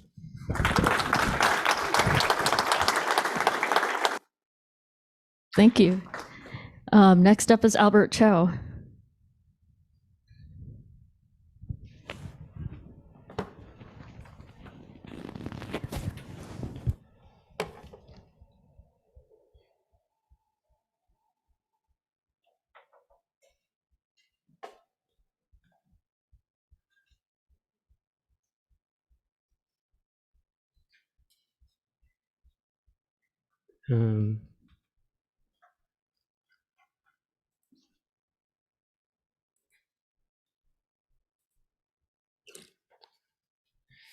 Joey, that was fast, so I'll try to, I don't think I can talk as fast, but I wrote this down, so this is 10 minutes supposedly. Okay, so I've shaped this talk specifically for current students and soon-to-be graduates, though I hope it also resonates with everyone here. When I graduated from UB, I moved to New York City. I didn't have a job. 2 loving friends generously provided a couch for my transient state of being. In the meantime, 2 heroes of mine, Jeff Minot and Nicola Twiley, 2 bloggers, hosted a zine workshop at Studio X with Luke Bowman. At this workshop, I produced possibly one of my favorite works. For those unfamiliar with the format of the zine, with a cut and several folds, it is a simple method of creating a tiny publication. The format lends itself to radical rethinking of publishing and has deep roots with alternative forms of knowledge sharing and activist and artist mobilization. The zine I created started with a collage on a flat sheet of paper. The images and text span across 1 flat page, but also multiple zine pages. When reassembled, additional possibilities of unfolded. The act itself suggests extending forever in all directions. It provides for moments of overlap, obscuring and breaking down typical interactions with the page. I've meandered a lot since graduating.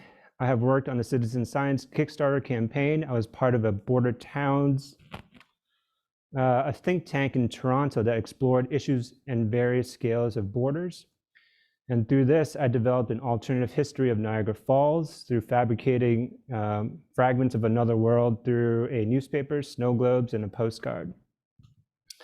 I've also held snow globe making workshops as an extension of my obsession with miniatures and have continually built on these ideas of abstractions, memory, and horizons. And if you can't see on the top left, it's a best friends forever mix.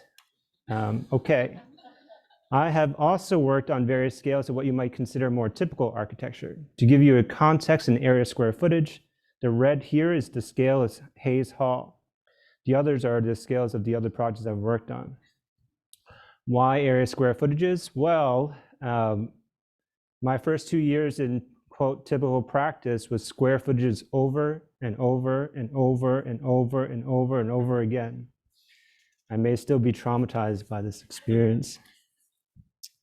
So as I'm reflecting on this particular experience, some questions I ask. How do we organize? How do we communicate? And how do we mobilize? To mobilize, specific contracts are in place between designer, consultant, clients, contractors, architects, etc. Obviously, it changes as you see from all the other panels. But however, in order to build a team, how do we also understand the informal contracts between ourselves? How do we build a mode in which to work? And how do we co-create tactical labor ideals? Here is a snapshot of a Google Doc in which we attempted to collectively build a contract. So how do we, so here you'll see, daily goal, group meetings, et cetera, really, really, for lack of a better term, sexy stuff. So how do we organize? This is a snapshot of how we as a team organize. How do we grow and build a working relationship? And also, how do we communicate the day-to-day and larger goals and objectives? Much of this is very mundane and boring. And perhaps here is a specific piece of advice, and I don't like giving advice, but when drawing and sketching ideas when you are at the table, I have found whoever controls the pencil controls the conversation. So I hope that this encourages you to draw more. But also, what if we can look at this a different way? I would suggest considering the following and observing your team. Who typically holds a pencil? Who has access to a pencil? And how do we empower others to not only hold the pencil, but also to draw? And what if we can pass the pencil around the table? So in practice, even now, I literally always try and promote passing the pencil around the table. As a parallel, this was a school project that I worked on as project architect. And at our firm, as project architect, you get the choice of the coveted role of exterior detailing. Ooh. It is but one method of control. Only specific individuals get this opportunity. But does this always have to be the case? We tested another way. I took charge of MEP coordination, mechanical, electrical, plumbing. And in my notes, I have a little heart sign on it. My colleague, Daria, took charge of exterior detailing. Again, who typically works on different roles? Who generally gets pigeonholed and who gets excluded? How do we understand, examine, and critique typical power relationships? But all was not lost. Here is a snapshot of the amazing joys that come with MEP coordination. In the right-hand side, you'll see how do we organize, in this case, incoming gas services, stormwater management, fuel oil lines, air ventilations, each with their own set of codes and regulations, et cetera, et cetera. So how do we communicate? And also, who do we communicate to? You're gonna have to talk to many different people, structural, mechanical people, et cetera, et cetera. And again, I kind of want to bring it back to how do you organize and mobilize? So in this context, I want to touch on larger efforts now in organizing. For example, shop architects in their attempt to organize a union. Also efforts by the architectural lobby to understand architecture and labor, and efforts by Dark Matter University to build a network of educators specifically to understand design justice. And there's many, many, many more, and a lot of it is also happening at UB. So personal reflections of heroes. Who are my heroes today? I think my heroes have shifted, no longer focused on individuals, but to collectives, but to collectives, collaborations, and understanding sites of tension and how to strategize and engage. I now hold a newly appointed position of regional curator at Art Park. So how do we, in this situation, understand power at Art Park? To begin, or this is how I'm trying to understand it. To begin, building a framework, 12,000 years ago, Lewiston, which is where Art Park is, was the approximate location of Niagara Falls. It has since eroded 7 miles to where it is today. In relationship to power, I would also like to acknowledge the indigenous lands of the Haudenosaunee and to take the time now to acknowledge the long and complex history of the site in which Art Park now sits. This is also in the larger context of ancestral grounds beyond, and to also celebrate the resilience and strength that all indigenous people have shown. To expand on power, the Robert Moses State Parkway, now the Niagara Falls Scenic Parkway, was installed in the 1960s. And so in school, I understood the effect of Niagara Falls, the effect it had on Niagara Falls, the city, and the spectacle. Where am I? But now examining, learning, and exploring its effect and impact beyond, specifically in Lewiston. So far, my day-to-day has been understanding my own position within the larger landscape of Art Park, and thinking about strategies to organize. Here, literally organizing a map of all the different artworks on site. But I am also fortunate that this literally involves being on site and walking. Oh, and here are some projects. Joyce, I think some of it is familiar to you as well. But, and also Joyce, thank you for being such a great mentor. Second Joey. Anyways, not only am I walking the site, but also beginning to build relationships, communities, and also important to me, a collaborative team. I want to end on this final piece, Niagara Gorge Path Relocated. A piece 1975 by Michelle Stewart, a piece where she created rubbings of the earth on paper. The paper in 30-foot rolls had to be sewn together to an overall length of 460 feet. The paper was then unfolded and unfurled down the escarpment and landscape, a moment of reflection and thinking about and rethinking possibilities for the future. Thank you. Great, thank you. That was actually exactly 10 minutes. Thank you, Albert. Great, now we have Laura Schmitz Lubniewski. Great, thank you.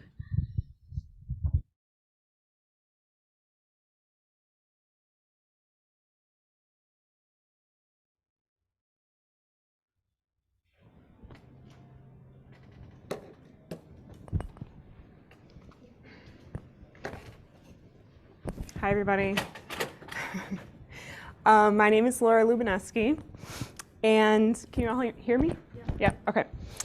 So among other things, I'm currently teaching a graduate architecture studio here this semester at UB, and I encourage you to go down the hall to this room right after this event, where you can participate in smashing of tiles and mosaic creation, which should be part of a fence installation later this semester. So that's my plug.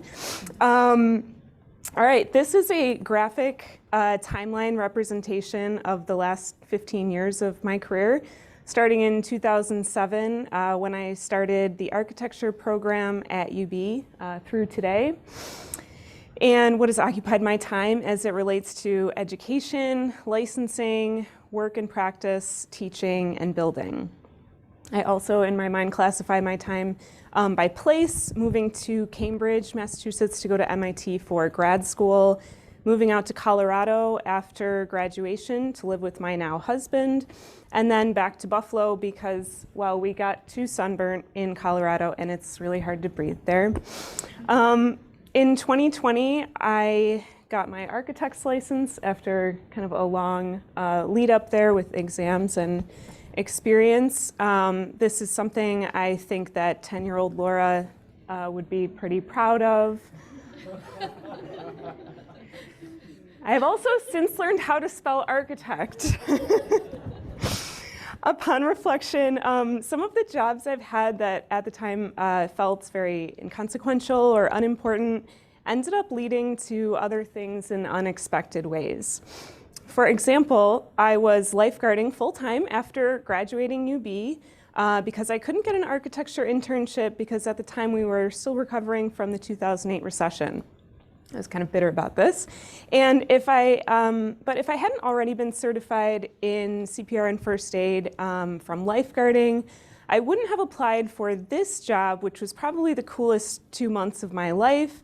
It was a job being a bike tour leader, and that experience actually led to my first teaching position at the Boston Architectural College, which was a summer program for high school students because the bike touring gig had given me experience working with that age group.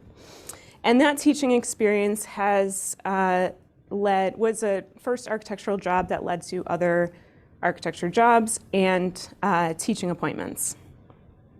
I also included building here as a category, and even though comparatively I haven't spent that much time building, the time that I have was very impactful to my understanding of architecture, which was a value I first learned while at UB. So the project I want to talk about today is this tiny house design I worked on while I was working for Tumbleweed Tiny House Company in Colorado Springs in 2016. When I was hired at Tumbleweed, their company was known for these cute traditional cottage-looking houses, and they wanted to add a different aesthetic option for customers. This was the first built prototype called the Farallon. It was part of a larger project I was tasked with of designing 2 new exterior designs with 3 interior layouts that could fit in either shell and could be modified for 2 different trailer lengths, a 20-foot and a 26-foot project. So quite the puzzle. And the company had also just come out with this new trailer design that was a few inches wider and lower, which is a few inches is a big deal in the tiny house world, so everything needed to be redesigned. So this was a really fun puzzle for me. One of the goals we started with was to reduce the number of studs in the wall framing, which were framed 24 inches on center with 20-inch wide windows that fit like perfectly between the studs, and to optimize that window layout to both the 26-foot trailer and the 20-foot trailer. So I pitched several interior layouts to my team, and these look pretty like kind of normal things architecture students do, but nobody at that company actually went to architecture school, so they were like, this was weird to them. But these were like based on kind of customer feedback surveys the company had done of like what people wanted and were buying, and some of my own ideas I was interested in exploring, like even within a tiny house having like flex space that can be based on like different needs and transitions like throughout somebody's life. The 2 exterior shells I developed became this gable roof version we called the Farallon, and this shed roof version called the Roanoke. I developed a very detailed set of construction documents from a Revit model, which I since learned is not normal. You don't always model every stud. And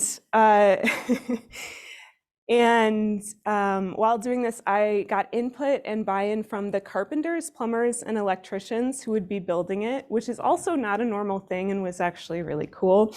One thing that was unique about this job was that the design office was just upstairs from the workshop where the tiny houses were constructed. So I had access to all the builders to discuss details and troubleshoot and problem solve as issues arose, and could watch the build progress every day. Things move really quickly there. The houses were built in a 4-bay assembly line and were typically built in a total of 16 days. Which allows you to kind of identify and react to and solve design issues and improve each new tiny house at a rapid pace.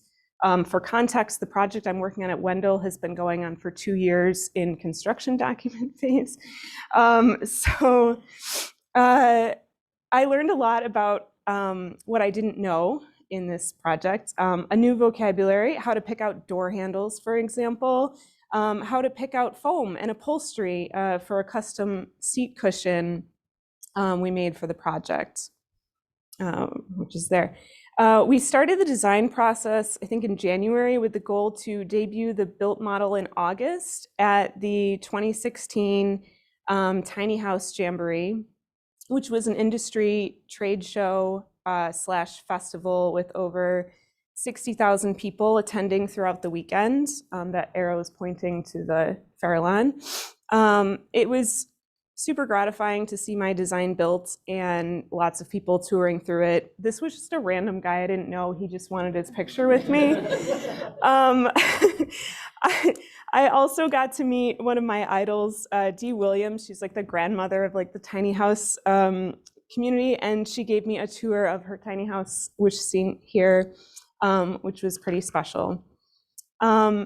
So while there are a lot of, I think, valid criticisms about tiny houses and Tumbleweed, what I really liked about tiny houses was that they were less expensive, used less materials, and less energy to occupy than the 5,000 square foot houses I was designing at my previous job, which is that image. I liked that a lot of the owners were building them themselves and therefore customizing them and building to their specific needs and thinking about housing as a commodity and an expense and not a financial investment. I had previously worked in an office where our clients would be like a family of 3 and the request 5 bedrooms, 3 bathrooms, because they were concerned about resale value and thinking that like the next person they sell it to would also want these things, but they were also like a family of 3 desiring 5 bedrooms and so on and so forth. And then like we end up with a bunch of houses that are actually like way bigger and more expensive than actually anyone realistically wanted. I also liked that the business model that I learned at Tumbleweed opens up the role of the architect to several levels of products and prices for different customers. We sold DIY plans that people could either build from or hire a builder to build for them. And we also made the ready-made houses you could buy off the lot or custom-built houses. The negotiation of scope of work between the user and the user of the architecture and the designer of the architecture is of interest to me, as well as proposing alternative methods of delivering well-designed houses to the masses. It's also interesting to me that I designed the Fairlawn in Roanoke once. I've since left the company, but they are still being built and continue to be modified and based on what people are ordering and desire. So for example, my brother-in-law is actually in a band with this guy that bought a Tumbleweed kind of Fairlawn Roanoke hybrid, and this is a picture of it out in Wyoming, which I think is pretty cool. All right, so to reflect on being an alum of the School of Architecture and Planning, I would comment on the strength and sincerity of the network here, which I lean on when I'm faced on navigating through tough decisions. For example, I moved to Buffalo after negotiating with Tumbleweed to work remotely for them. Unfortunately, they ended up laying me and half the company off just as that was happening. So I called up Joyce and asked her to go out for a drink to help me work through that. Thanks, Joyce. And she coached me through kind of some next steps and opportunities. And they ended up leading to these next 2 jobs. I would also comment on the importance placed on building and making and experimenting that I've learned while at UB. I've found a lot of value engaging in different types of construction and deconstruction over the years, working on Habitat for Humanity, some earthships in New Mexico, other people's tiny houses, my friends' fixer-uppers, and took apart a 1930s cabin for fun. And my favorite, this low-tech, carbon-neutral, zero-cost, zero-waste build with hyper-locally sourced materials and renewable materials, which after the Fairlawn, I'd say is my second favorite career achievement and what I spend a lot of my time thinking about. Thank you. Thank you, Laura. Wonderful. Okay, lastly, we have Jason Campbell. Can you hear me? Is it on? Okay, you can hear me? Awesome. A little closer, okay. Joyce, Chris, thank you for organizing. This is amazing. Joyce, it seems like you have a lot of mentees. Are you taking applications? Because I could probably use some assistance, as you'll see in my presentation today. And before I really get started, I do want to acknowledge that Buffalo was the space where I started to understand architecture not as something one does, but something that one uses. I think that a lot of the alternative methods of practice that we've seen here today is sort of a true testament to that. After my time at Buffalo, I went to University of California at Berkeley to get my master's. And while that experience was extremely diverse in the content covered, I want to focus on one project that I did there. Right at the height of my thesis, it was a advanced option studio that was really framed more like an independent study with visiting faculty Mitchell Squire. And this was an opportunity for all of us to think about affect. How does one not necessarily produce a representation of a thing, but to produce a thing in and of itself? And that was when I really started to sort of connect the dots in terms of, well, I have architecture as a tool. It can be used in who knows what, in which way possible.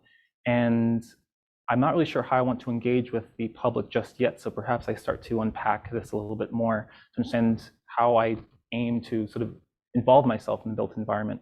So this project titled Resilience 2, in short, I laid bare a thin coat of wood chips across a highly trafficked zone within our undergraduate program space, our review space, highly trafficked. It started out with people sort of tenuously interacting with it. In a sense, you could understand this as an extension of my private space and an opportunity for me to sort of explore my vulnerability and my engagement with the public. In one case, someone walked towards it, looked at me. I didn't really say much. So they walked outside of the building, around the entire building, inside the other entrance, looked at me again, and just proceeded about their day. That's slowly broke down until you find yourself in situations like this, where it's just complete chaos and entropy, and fun and enjoyment and everything in between emotionally. But in this case, I found that there was a level of vulnerability that was required of me to be a strong designer in the environment, that I need to extend something of myself, and I need to sort of really enjoy and take advantage of that back and forth that happens with the people that interact in the spaces that we produce. So there are several avenues that I've taken since my time in school, one of which is still teaching. I'm still at Berkeley at the moment, teaching a whole swath of undergraduate studios, but one that I've placed a lot of importance on is a studio called Not Safe for Work. Don't worry, there's nothing unsavory in here. Not safe for work for us really meant the spaces that we occupy were not safe for the activities and performances that we want to sort of see unfold. We were looking at adaptive reuse scenarios and trying to unearth not the physical presence, but the immaterial, the sort of unvoiced histories, the traces of former uses, and finding ways to sort of bring that to the foreground as a point of departure for the different work. But in this, what I found really captivating was that before a site visit, one student asked, well, what do we do if someone out there in the world comes up and talks to us? What do we do? And the question, I kind of stepped back. I don't quite understand what you mean. And I realized that architecture is sometimes seen as an abstract thing that we do in a silo, really, in the confines of the studio, where we don't have clients, we don't have people to really respond to it. And that there was a sort of missing thread somewhere along the way where we need to perhaps address that we are mediators in the built environment. We need to talk to people. We need to listen. We need to advocate for them. So the studio has also sort of taken this other lens where we go to the site visits far more often. We often have clients in the buildings that we're working on, just so there's a sort of point of contact and a way for them to engage in a more real sense. Apart from teaching, I'm also an architect.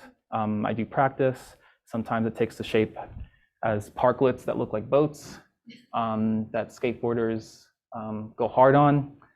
Sometimes it's more sort of intimate and quiet cafes.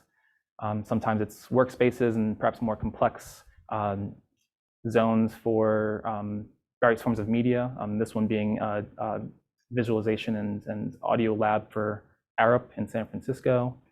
And sometimes it's really big buildings, like what I'm working on now at Smith Group as an associate and design lead, where we've really spent most of our time working with open access institutions, so two-year schools. And what I find interesting is actually I feel like I spend more time designing the design process than I do the building. It's been really important for us to lengthen and stretch out that programming exercise so we make the process more accessible. At one point today, one of the panelists mentioned you need to learn the lexicon, and that's what we have to do. There's a reality that we're working with faculty, students, other community partners, administration, and they don't understand a lot of the things we typically talk about or the words that we often use, right? We even take for granted the fact that not a lot of people know how to read a floor plan. So how do you be that connector, that mediator? And that sort of manifests as a lot of workshopping, a lot of Post-it notes, a lot of text that we have to feed and mine through to, one, make sure that we're holding ourselves accountable to the things that they actually want and need, building trust with it, but also making sure that they're heard and we're actually giving them something that they want, and sometimes they don't really know what they want, so you have to help them help themselves in a certain case. And that manifests in a myriad of ways. Sometimes it's introducing new programs to the building, like a food pantry or other student resource spaces, what have you. But what I found is most of my time spent on this type of work has really been trying to listen better.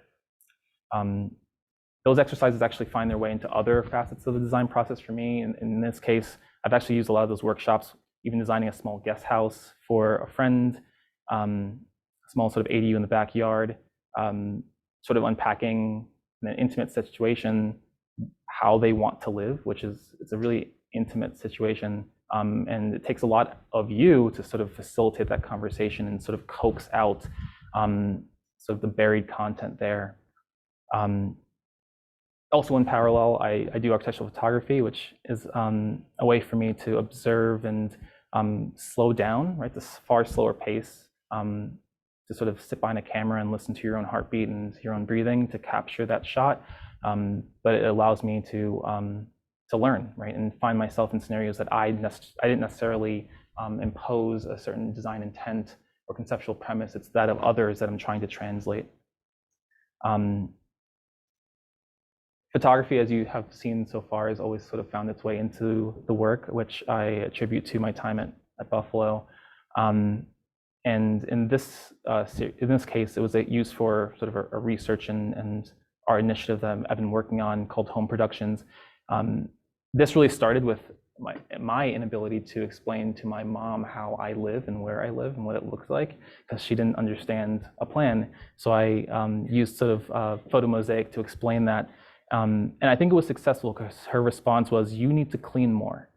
And that makes sense. She should say that. That's what she would say. So I knew it was successful. And that's still kind of an ongoing process where I'm using these methods to unpack my former home, my childhood home, really. It probably has something to do with the fact that all I do is spend time at home, and probably is the case for many of you too. One project I want to stress on a little bit, and this will be like the last project I really unpack, will be a research initiative that I've been working on for the past 5 or 6 years under my sort of solo practice L. This was called LSF, and it was basically me taking over an 800 square foot storefront space in San Francisco, right at the edge of Financial District and Chinatown. It was sort of born from a frustration that architecture, sort of proper, sometimes feels fleeting, like you work with the client in the environment and then the project ends and then you leave. It's like you're breaking up with someone over and over and over again.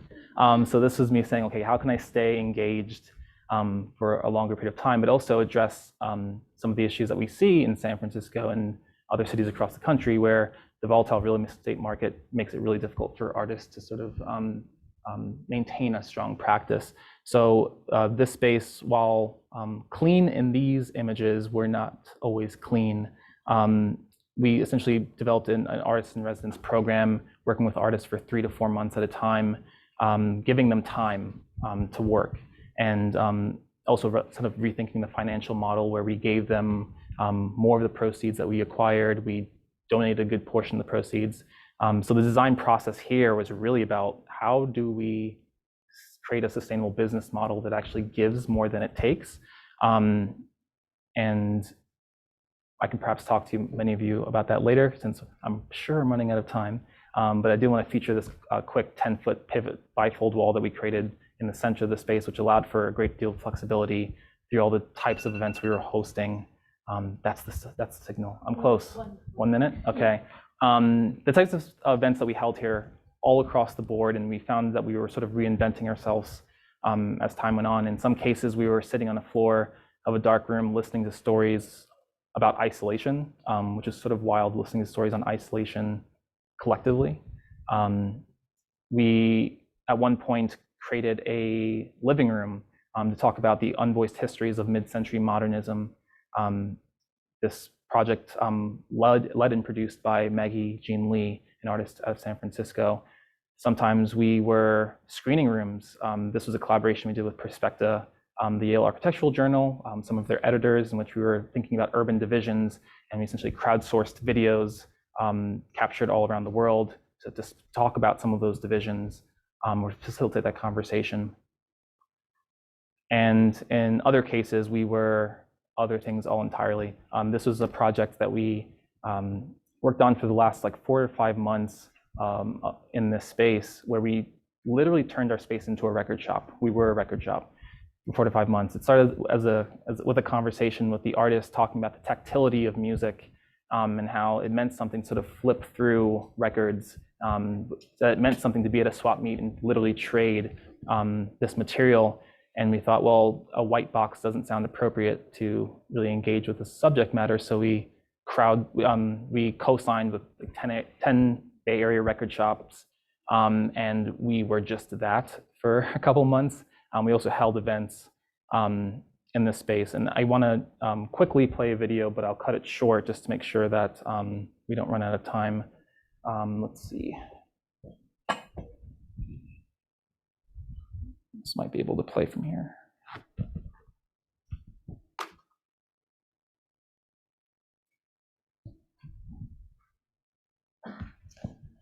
Oh, there we go. Perfect.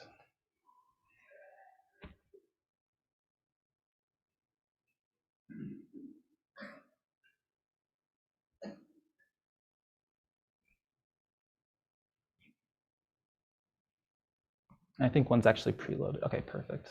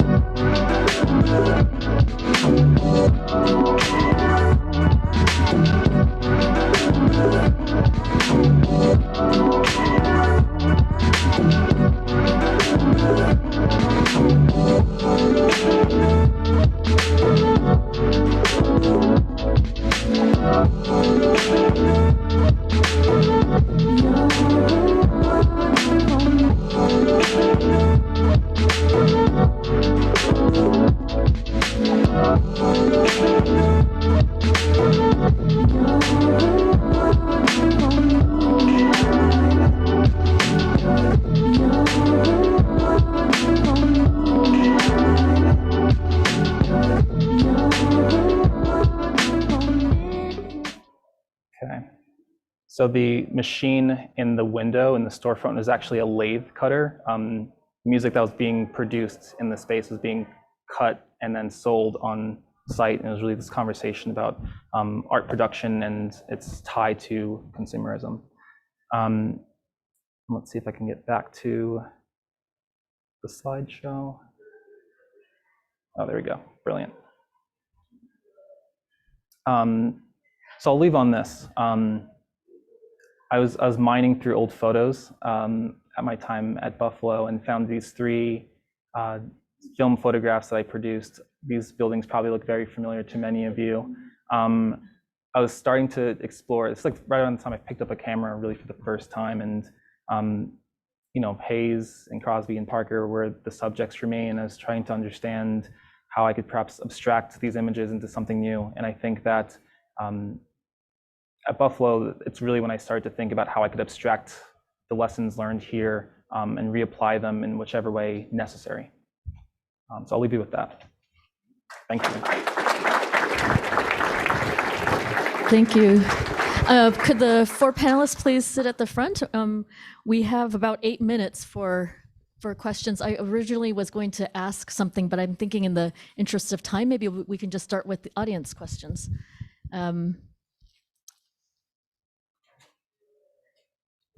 Anybody have a question to start? Maybe if no one has a question right now, maybe think about it. I'll kick it off with one.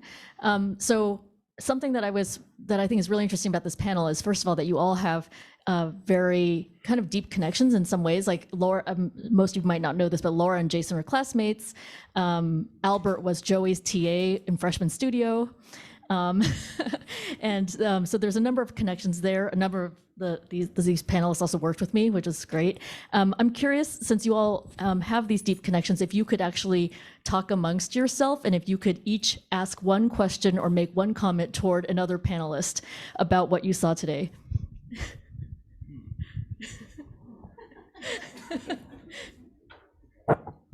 Okay, I have a question for you, Jason. Go for it. Oh, use the mic. Use the mic. Terrified. I'm personally interested how you financed or got the space for where all of that music and art making was happening. Like, how do you logistically make that happen? Okay. Yeah, that was extremely difficult because our lease, I think, was $3,000 a month, and yeah, it's a lot. And I'm not wealthy at all. I'm not independently wealthy at all. As I said before, the design prompt was very much that, like, how do we remain sustainable while giving? And we went out into the world for advice with other gallerists in the city, and they weren't too receptive of the idea of us having this sort of having alternative revenue streams, which is fine. We still set off and did that, but what we did was actually we rented the space out periodically to different companies, businesses, whoever, and larger companies too, since it's San Francisco. We have a strong tech community, Facebook, Twitter, anyone who wanted to come in. But we used it to our advantage. So we sort of co-opted their time, and whenever we'd introduce them to the space, we would say, hey, let me show you around. Let's start with this art piece right here. And it was a way for us to sort of introduce the artist and put them in the foreground all the time. And that allowed us to actually sell far more work and sort of bolster their interests and their careers. So that's basically how we made money, was really through inviting people to use the space more, which is kind of what we wanted to do from the start. And that allowed us to even then subsidize the space and offer it to like nonprofits and whoever for nothing really. So yeah, that's how we did it. So that's the secret.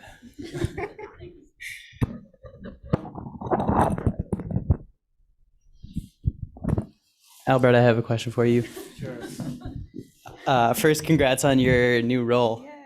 Yay! And I'm just curious to hear a little bit more about that for you. Like, what is one of your, what drew you to that opportunity, and what's something that you hope to be able to do with it? It's a good question. I think I was taking a break from, quote, architecture, and Joyce is like, hey, what are you thinking are your next steps? And got the position to just teach for a semester, and then the pandemic happened, et cetera, et cetera.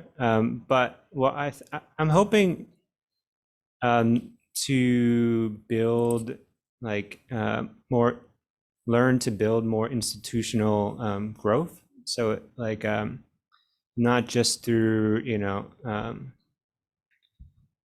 donations or like more typical ways of like funding these sorts of projects, probably very similar to you, but to really like build relationships that like these projects can kind of come to fruition, and also not only to think about projects as something that we have to put in a landscape, but expand it to documentation, more sexy stuff, that type of stuff. But yeah. No, I did have a question. Now I'm forgetting. Oh, actually, the presentation where you're building this guideline to step through the program for clients. Was that in Miro? Okay. I'm just curious to that process because I secretly nerd out about like I'm sure everyone here does, like how you build out that process, what you change over time, what you find works. Like it's a really amazing interface that I really hated in the beginning. So I guess this would go for anyone, but it spawned from you. Yeah, I mean, I it's a love-hate relationship, I'll say. There's something that can't be replaced by meeting with someone in person, and similar to how you described, like whoever holds the pencil, like there's something about being together that's just really special. And our hand was forced, right, with COVID and remote work, but it has blossomed into something amazing because it offered us time. And again, this is my specific experience, but the firms that I've worked for, you produce a deck and you review the deck, and then you might hand it off to one person. You're like, great, thanks for your time. These platforms allow us to workshop with clients, and it lives as a sort of digital record, and it allows other people to get eyes on it too. So when we're working with institutions, we might have a meeting with them on Thursday and say, okay, you have until the following Thursday to make sure students see it, to make sure all administration sees it, to make sure it gets more eyes and more feedback, and anyone can add notes and post-its and so on. So we found ourselves like having recap meetings where there are post-it notes from students that otherwise wouldn't have had access to it, informing the design. And I think time was everything there. Granted, it forced us to expand the design process because we weren't having like 3 meetings and then we're done. It's really like 2 months now, where we're spending a great deal of time gathering information, sorting through it, mining it. But that needs to change, right? Like that was a really archaic way of designing, and sometimes you need to invest more time in different aspects of it. So I love it. I love it now, just because even right now as we speak, I'm sure I have clients on there saying like, oh, I thought of this thing last night right before bed, and I can now introduce it. It doesn't get lost, right? It lives forever. I have a question for Joey. I personally hate cubes, so what do you? I'm joking, but I am curious as to why, like, what your fascination is with that. So it's multifaceted, I guess, but Did you say 6? I would say, yeah, about 6. There's 6 different sides to it. I think for me, I become very obsessive over every decision. So the cube is an easy one because it's complete, it's done. So, but it also it's also offers a lot of possibility because you can kind of imagine anything inside it, around it, with it, whether it aggregates or whether it is occupied or is held. And so that kind of the non-scalar side of it is of interest. And yeah, and also from the soloist interest to the kind of a way that it can be serialized in many different ways and operate. It's a single thing, but it's also infinite things. And so that possibility, that excitement is always there for me with it.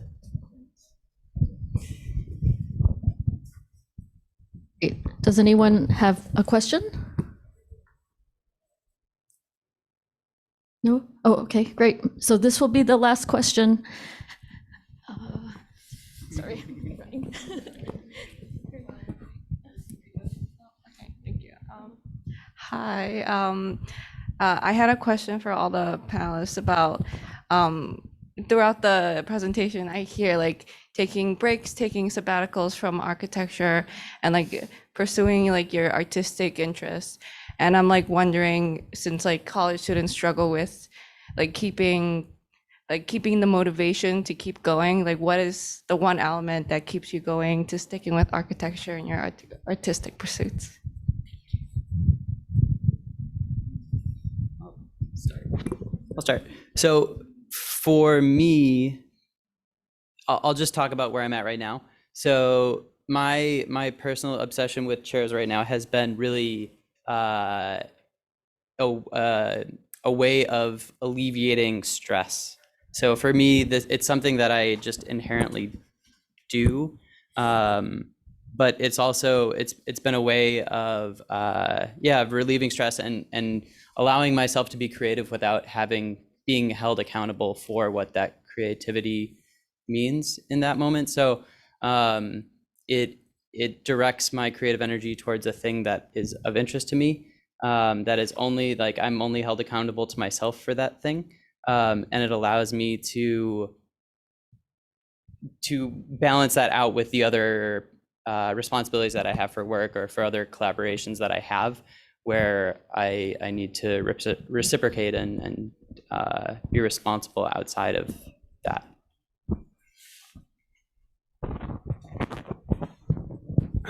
Maybe I'm going to offer another more, maybe, I don't know, typical or practical. One thing that I find that I'd like to challenge is this, and I'm the worst proponent of this, is like to follow your passion. Architecture is actually a job. And so like you're actually, you're doing drawings, buildings, you're communicating, you're building a team. And so, it sucks that you have to find another mode of like making money.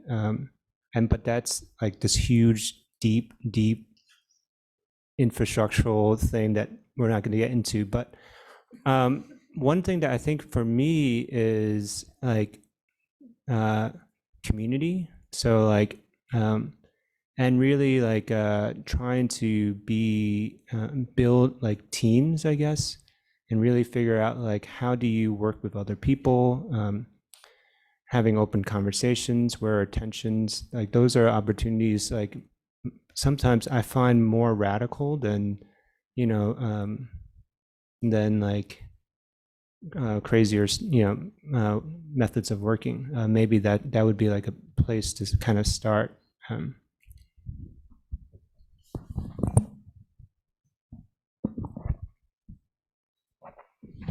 I would also agree, architecture is a job. The reason why I'm doing stuff is to make money to pay off student loan debts. Yeah, but I would also say like some of the stuff I work on, it's not like, I don't know, like passion project, it's like a reaction to an anxiety I have. And like, not to be dramatic, but like some of the stuff that I think about feels like these like life or death, like scenarios of like survival. Like we're all kind of grappling with climate change, and every time there's like a big storm or a pandemic or anything, like I'm trying to identify like, how can I solve this with architecture?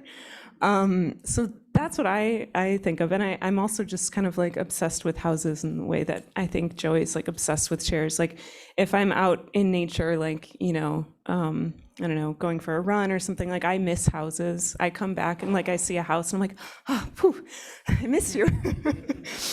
So I just keep doing it because I like houses. But I feel like I'm a little bit lost in the question right now, from what I've heard. Why do I keep doing what I do? I mean, I kind of maybe alluded to it during my presentation, but yeah, I don't see architecture as something you do. It's just a tool, right? As you see any other tool, it's like a hammer. So I have obsessions, and I think about things that some people may call architecture all the time, but I don't call it architecture. It's just obsessions that I have. Like I collect seeds right now for some reason. It's just a weird thing, and I'll like climb a tree to get a seed. What is that about? But like, it's just one of my many obsessions, and some of them are spatial, and perhaps architecture is useful to address it. Seeds, not so much, not yet. I don't need architecture there. If it's my relationship to let's say like the artistic community, architecture played a role in the fact that I designed the space, but everything else, other people would not describe as architecture. I do. I think of everything I do as a form of architecture. It's this really nebulous thing, but I think making that distinction is really important. The skills you have here can be applied to a lot of things, can be applied to everything. What you first need to do is abstract, right, the understanding that it is architecture, and understand it as a set of skills that then could be shuffled and reapplied. And then you can, it's actually really liberating. It's like I can do anything I want, because I know how to think conceptually. I know how to abstract ideas. I know how to reapply them. I know how to coordinate and manage a team. I know how to speak multiple languages, as we've heard before, like the fact that your consultants, they have a different agenda and a set of interests. Your clients have a different set of interests. The city has a different set of interests. You're sort of that linchpin in the center that can sort of make sense of it, shuffle it, reapply it. So I think it's really liberating. I'll leave it on that. Like follow your passions and follow your obsessions, but like don't think architecture is going to solve something for you necessarily. It might be something else. Great, thank you all so much. This is a great session, and obviously a lot more can be discussed. Hopefully you'll all engage the panelists from this session and other sessions out in the reception.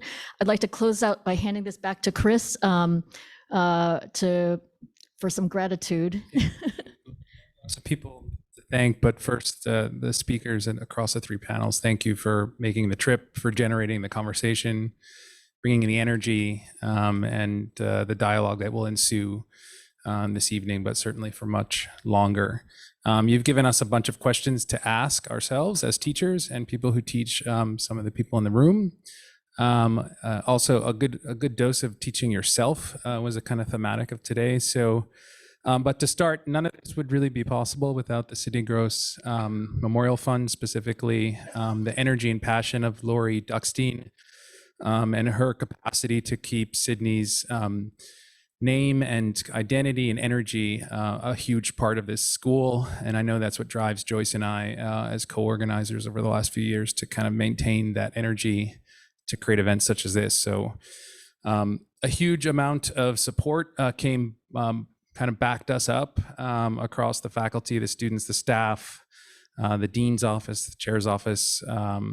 The list is enormous, and I have it written out here, but I just won't go into it for the sake of time, even though you guys did a great job of getting us back on time. So thanks for that as well.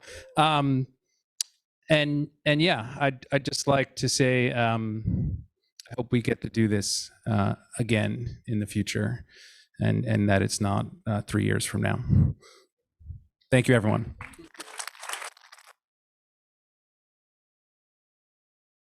Oh, now the reception for the opening of the Hayes exhibition will be downstairs in the lobby, in the gallery, starting in like 5 minutes. Thank you, everyone, for joining us.